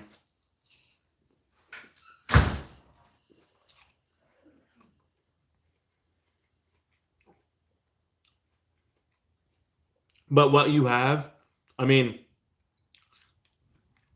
what you have right now is fine. It'll work. But if you were to go like buy an ST and you don't have like nothing done to it, then I would definitely go the route that I recommend. And like basically everything that's on my best mods for your money and reliability series. That's what you want to get. Like stage 0 to stage 3. But you don't want to just blow money. I mean, if you got a lot of this stuff already, it's no big deal. Don't worry about it. Because you kind of, I mean, the only thing I would probably do, I mean, if you have the 3.5-inch intercooler, the thing is the 3.5-inch intercooler, the max horsepower rating, like I've had a Cobb 3.5, and I got rid of it because I started seeing warmer hot charge temps, like probably 20 degrees hotter than ambient, which I don't like. It's whatever. I mean, it's better than 150 degrees, but still. So that's when I got my bigger turbo. And you also got to remember when you go big turbo, you're pushing cooler charge temps because it's not working as hard than versus stock turbo. Where like say at 25 psi or 23 psi, your stock turbo is a hair dryer. Where you go big turbo, you're making like double the amount of horsepower almost, and you basically pull like a freight train from start to finish to 7,000 RPM. It pulls really insane. Even if you're at like 350 at the wheels, you'll see the biggest. It's a huge difference. I mean, you wouldn't think so, but it is, because you don't lose your torque. Your torque doesn't drop like this. It'll look so your horsepower will go up, but your torque will go like this, and it kind of then at the end it'll kind of dive off a little bit maybe, but that's it. It's it's such a big difference in feel of how the car. It totally changes the car when you go big turbo with these. I mean, it's the biggest mod you can do. Other than big, building the engine, of course, but yeah. But I would recommend. I have the link. I have a pinned. I have a pinned message at the top for the. If you want to get a hold of me at whiteblurst@gmail.com for the purge line, because eventually yours is going to go bad. I've seen people that have had to replace theirs 2-3 times a year, and they bought my kit, and it solved their issues. There's videos out there that I made, or they've made. They sent them to me, and I posted them. And it's awesome to help people out like you guys, because it just bulletproofs your setup even more on top of whatever else you've done to it. So you don't ever have to worry about, and it just cleans the engine bay up too. I mean, literally gets rid of the mess. You know what I mean? So it looks pretty fucking cool. So I have 2 of those left. So if you're interested, I use PayPal or Cash App, and how it works is basically you send me payment, and I'll provide tracking once I ship it out through USPS priority mail. You'll get it within 3-4 days. If you're close by, even sooner. But I'm in the Northeast, so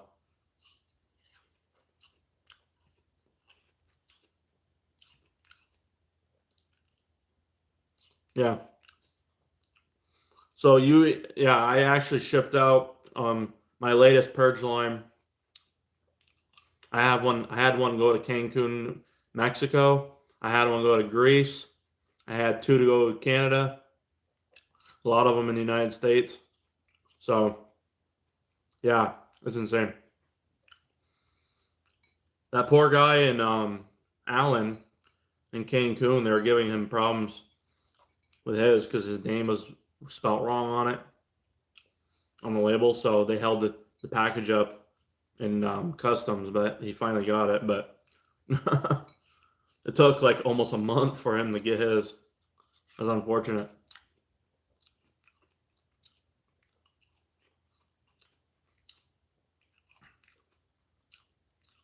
It's awesome to have new people up in here, though. Appreciate it. It's fucking awesome. Even though I probably butchered your name. Is it like, can you like spell it out for me, like how I'd say JV? I don't want to. I mean, I could say Badillo, but I mean, is it Xavier, or it's not? There's no X in there though. So is it? How do you say it? Is it Javier? Is it Javier? Is that what it is? Maybe that's what it is. I don't know. I don't want to butcher it. You know what I mean?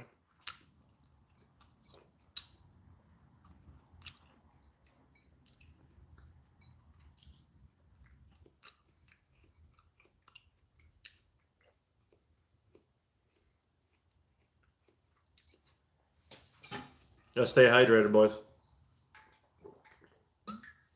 Is it Javier? Hell yeah.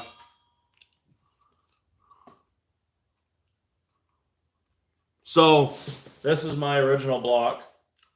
So I'm pretty, honestly, I'm like a pretty good testament for these cars, because I still got my original block off my white car, and I also got my original cylinder head, my 2.0 cylinder head that never cracked. So, and I was big turbo for like 30,000 miles. And I've done a lot of fucking pulls and whatnot in Mexico, of course, and a lot of drag racing and all that stuff, all the fun stuff that goes along with that.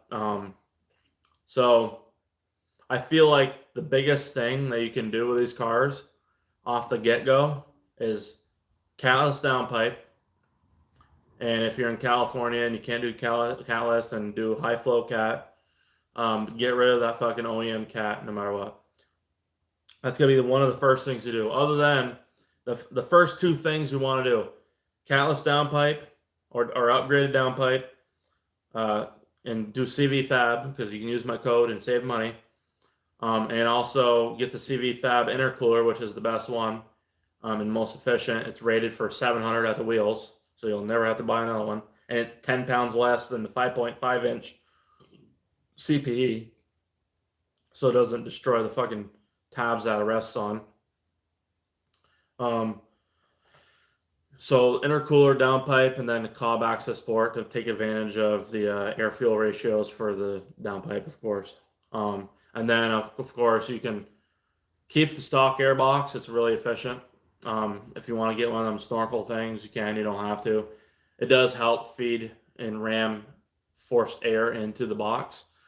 They have found that having the airbox cover off on your OEM airbox is actually better because keeping it closed, you lose like 10 fucking horsepower. It's kind of insane.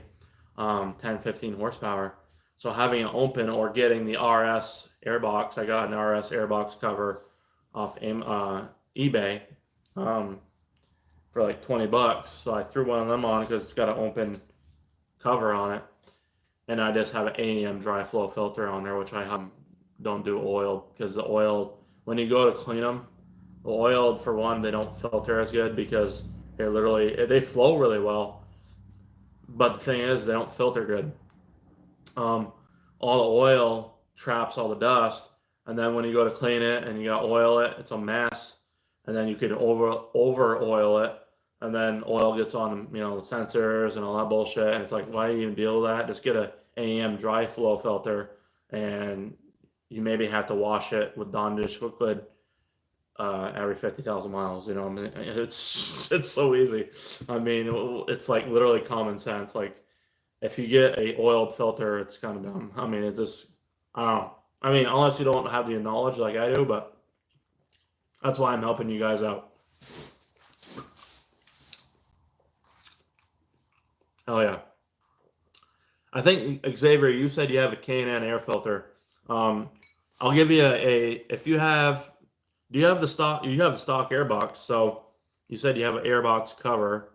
So I can give you the AEM dry flow filter part number. So that way you can get rid of that piece of shit K&N oiled filter. Because you don't want that. No good. That's a no-go right there. You don't want that. And if you shop on Amazon, I can give you an Amazon. But here it's right here, Focus, and it's the RS one is the same too. Focus ST AM filter. Right there. There it is. Boom. Amazon. Right there. Copy.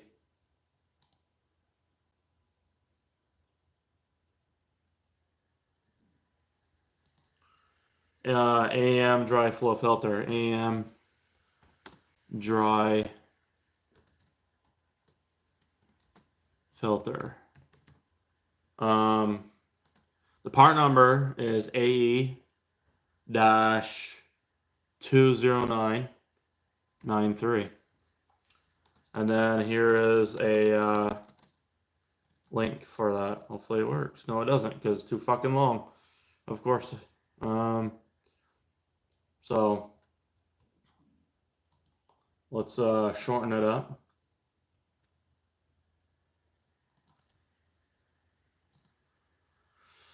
Oh, fucking A.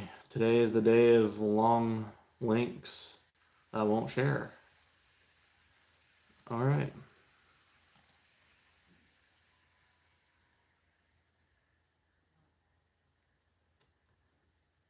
Gotta love it. There it is. Boom, boom. Okay. That's the one right there. I'd get that. That's the one you want. You can probably find it cheaper somewhere else, but Amazon's pretty reliable. Good source to get it. It's really fast. That's what I do.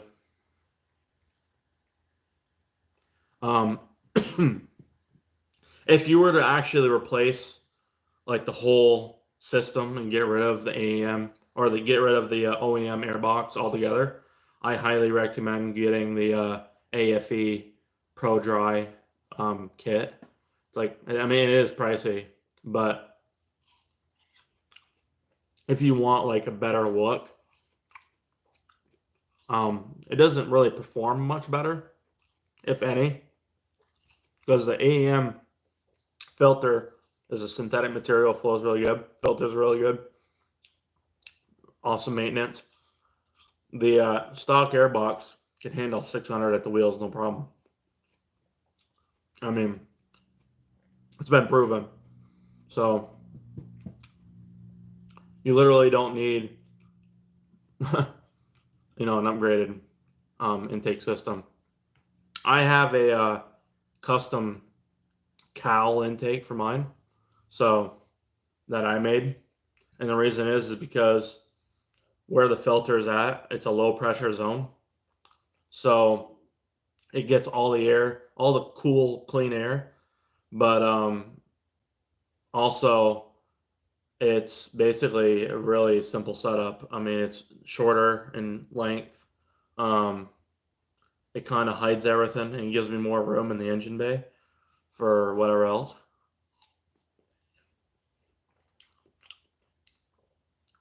And also, you get more turbo noises through the vents. So it's pretty neat. You can hear your turbo spool up fat, pretty crazy. Yeah. It's a 3.5-inch inlet too. Like my intake is 3.5-inch. Woo! Heard thunder, boys. Hold on, let's check radar.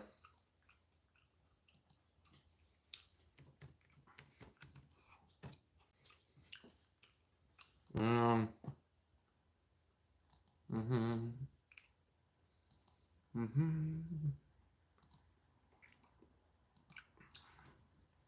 Weather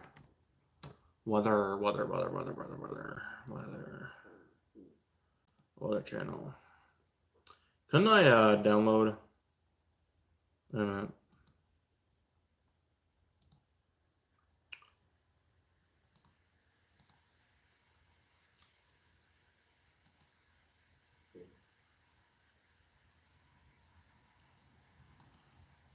Can I download this? No. I have to get going, but thanks a lot for everything. I will be checking your channel. Yeah, hell yeah, brother. Yeah, and let me know if you want one of them Purge lines. They're $260. Highly recommend doing it. It basically just sets you up for the future and saves you money in the long run, because then you don't have to worry about replacing that. Because it's like $100 to replace that line, $60 to $100 depending on who you buy it from. And also as like it's all built for performance and reliability and whatnot too. So it just bulletproofs that one. Like you want to bulletproof things one at a time, right? So you got the intake, or you got the manifold, or not the manifold, sorry. You got the downpipe, you got the intercooler for now. Maybe eventually get the CV fab because that's better efficiency. Would be closer to ambient air temps. But yeah, so getting that just helps that other, bulletproofing section basically. Okay. Yeah, we got some storms coming through. It's all right. Hopefully we don't lose connection. It's all right though.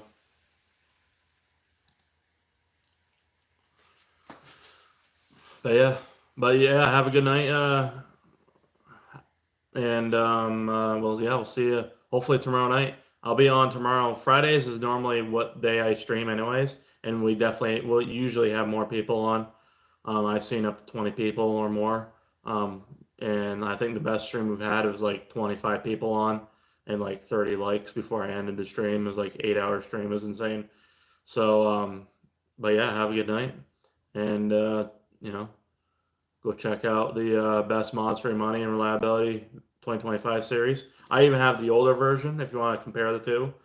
The 2025 version is more refined for specific mods, and then there's the older version from like 2023, and I just uploaded it. But yeah, you know, check them both out if you want, and compare what you like the most, and go from there. So, but yeah, have a good night.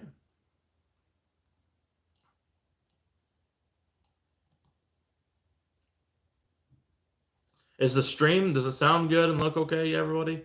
Does it look okay for you guys? Just want to make sure.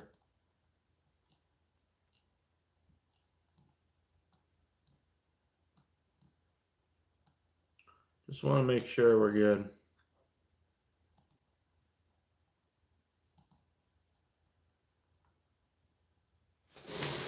Let's check this storm out here. What we got going on?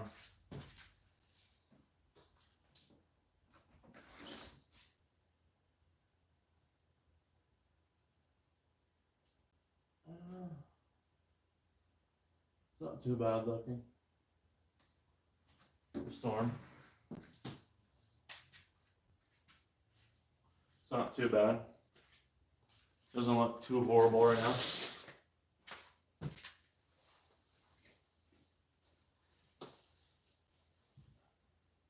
Doesn't look too bad. I'm gonna place an ad if you guys want to get a drink or something. You guys can. I'm gonna place an ad.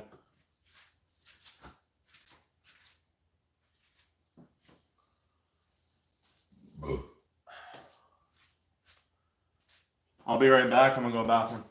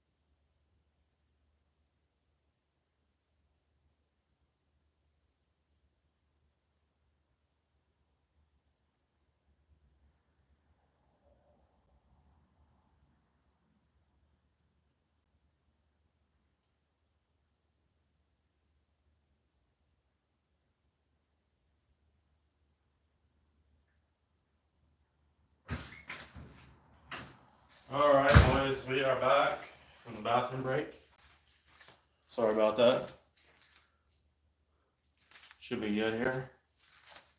It should be good. Had to go to the bathroom. Oh, let's see. Have some watermelon.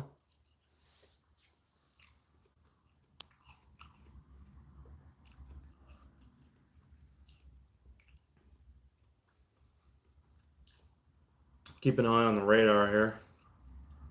See what's going on. How's the weather where you guys are right now? Is it all right or what?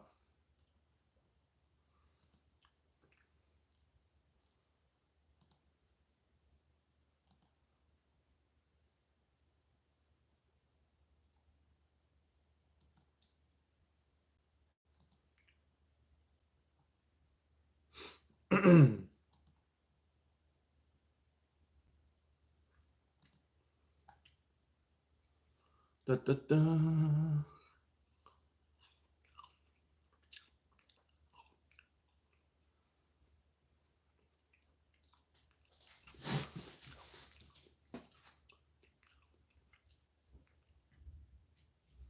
There's some thunder.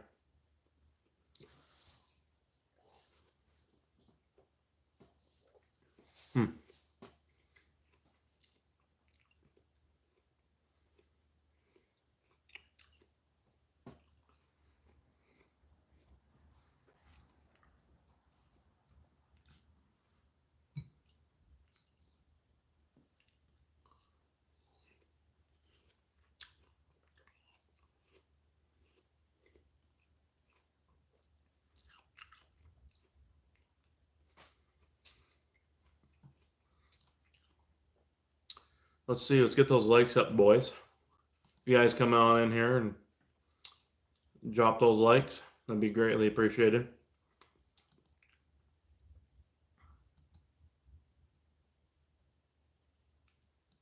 And also, if you are interested in a upgraded custom Purge line, I make them, and I got 2 left right now from the batch. So email me at whiteblurst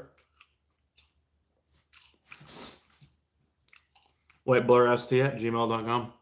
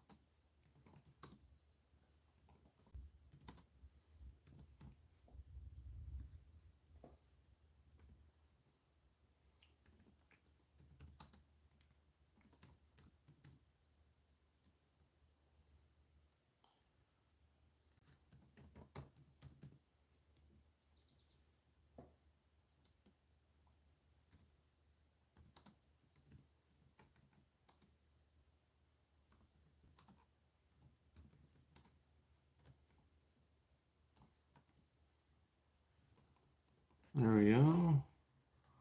Boom.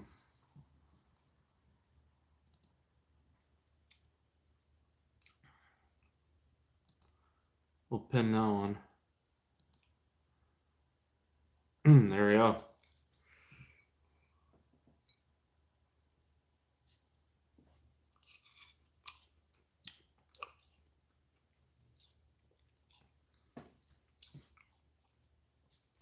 Now this was kind of like a last minute planned live stream. That way there we can just fucking chat and see how you guys are doing.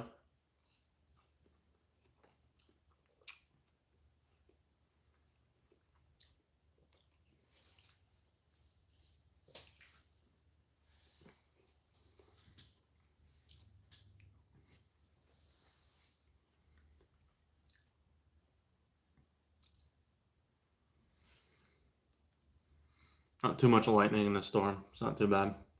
I love how they say our storms, every time we get a thunderstorm, it's like usually, oh, it's a severe thunderstorm, but yeah, it's severe thunderstorm warned on Weather Channel app, but yeah, it's not even a severe thunderstorm. It's not even close. If you compare it to the storms in the south, it's not even like windy. There's hardly any lightning or thunder. I mean, I don't know. It's weird that we don't get as like our storms aren't as strong as they used to be. Like when I was growing up as a kid, I remember we used to get some like pretty crazy thunderstorms. A lot of thunder. You know, I mean, a lot of lightning, a lot of thunder. Last like 10 years, really hasn't been that much. Like we don't get crazy thunderstorms. They call it crazy. I mean, they say, oh yeah, it's a severe thunderstorm. Well, how is it severe if it's hardly any lightning in it? I mean, I got an app where it shows me all the lightning and everything. It's crazy. So, literally no wind or nothing. It's not a severe thunderstorm warning if there's no wind. Like 60-mile-per-hour wind, 1-inch hail is a severe thunderstorm. And when you get none of that, and then you get barely any lightning, clearly somebody's not doing their job properly around here. That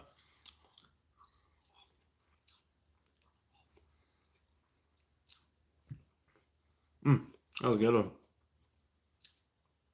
Good old watermelon for dinner.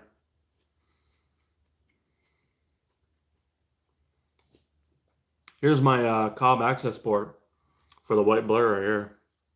Got my white cover on it. I painted it. So I think I'm gonna have to repaint it though. I'm gonna have to respray that.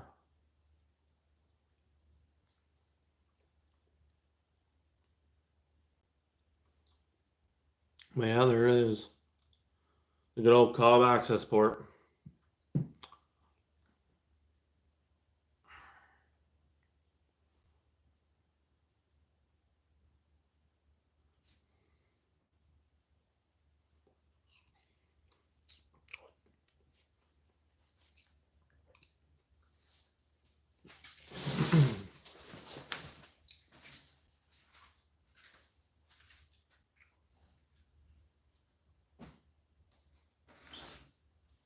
Not too bad.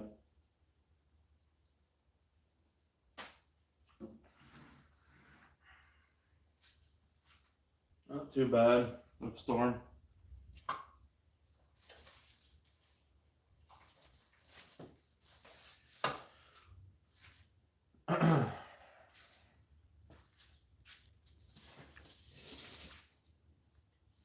I may end up moving that shirt down. I should do that.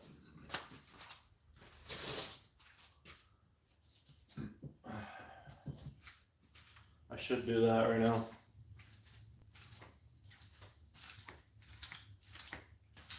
I'm gonna move this shirt down while it's kind of dead right now.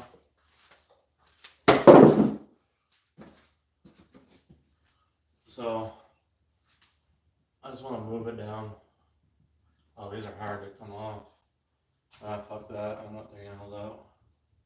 I'm good. I really nailed those in pretty good.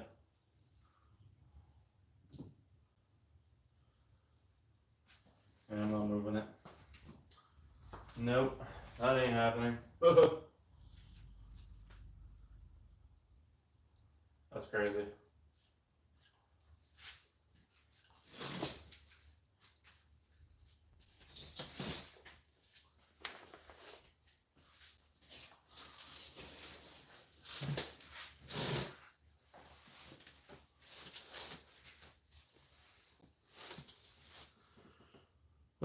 let's see here, boys. Let's see.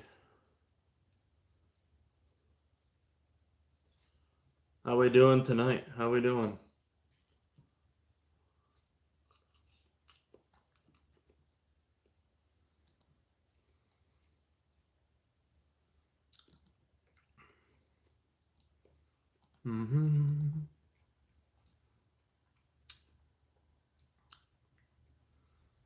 Okay.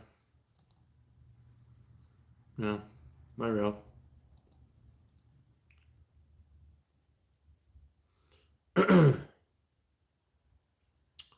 There we go.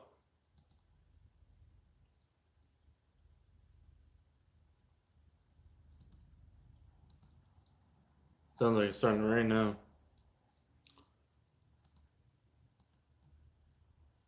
Sounds like it's starting to rain now, boys.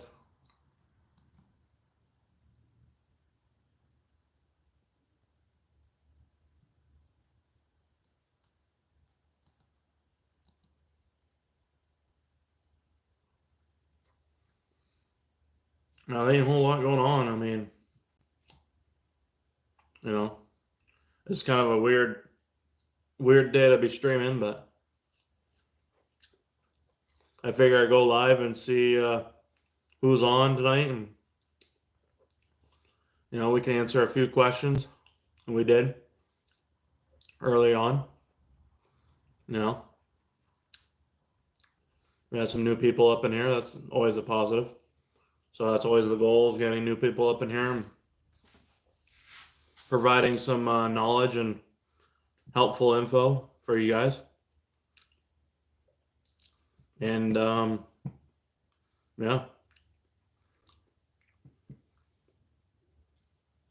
it's always good.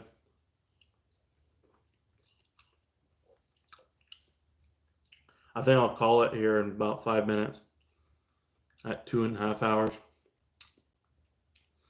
We'll cut it early tonight. That way there we can have a long one tomorrow night. We'll have a longer stream tomorrow night. We got one. If you guys look at your notifications, you'll see the one that's premiering for tomorrow. I think I have it set for 6:30 or something. I don't know. 6:15, maybe. Something like that. I might get on earlier though. I might get on at 5. Just to be getting the UK and all the European guys over. Because it's usually pretty late for them guys when they get on. They can't come on usually. So I like to get everyone on if I can.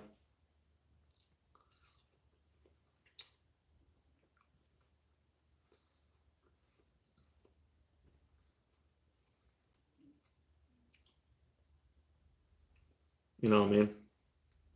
You know what I mean, Jelly Bean?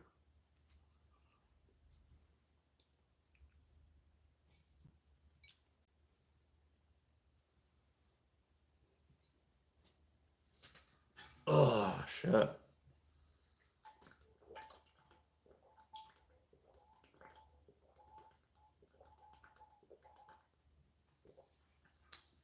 Yeah, this thunderstorm is nothing.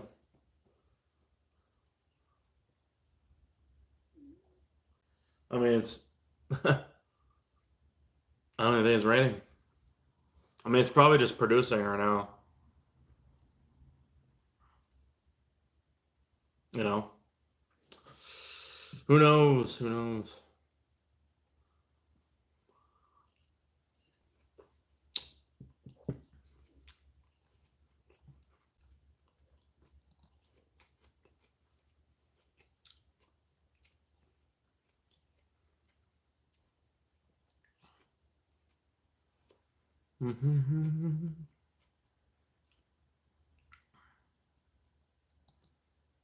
What is this?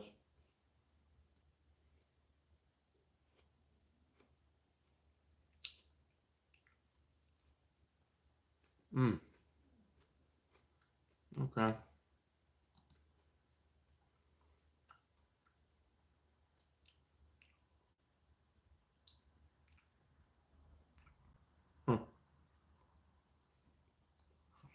All right, boys. Well, I think we're gonna get off. That's it for tonight. We're gonna get off here. Call it a night.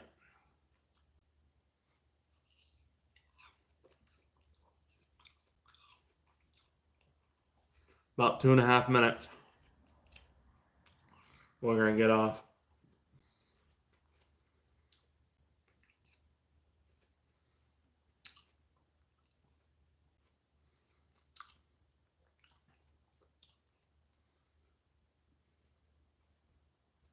So if there's any final questions,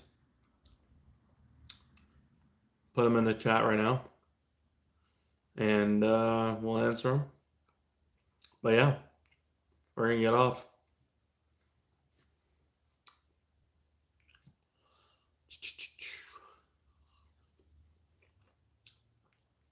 Make sure also to thumbs up, give the stream a thumbs up when you come in here. It really helps with the algorithm, with the YouTube. It pushes it out to other people's feeds, letting them know that we're live, and they can even go back and watch us if they want. So, even if you weren't here live, rewind it. It was really nice at the beginning and throughout, probably all the way up to about halfway. I was answering a lot of good questions and whatnot. So I'm hoping at some point we can actually have a really good streaming setup to where it's like I can show the screen and shit with my face, because what I have now is pretty cheap, but it works. So, but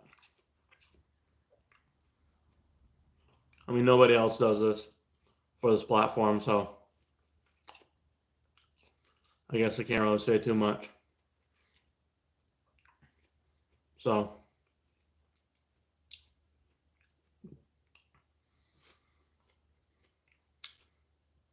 but yeah, hopefully you guys have a good night. We're gonna we'll see you guys tomorrow night, hopefully, or tomorrow evening. Go look at your notifications. There's a premiere gonna be on, so it'll be for tomorrow. We're gonna be going live. It'll be earlier. So yeah, hopefully you guys have a good night, and we'll see you tomorrow night.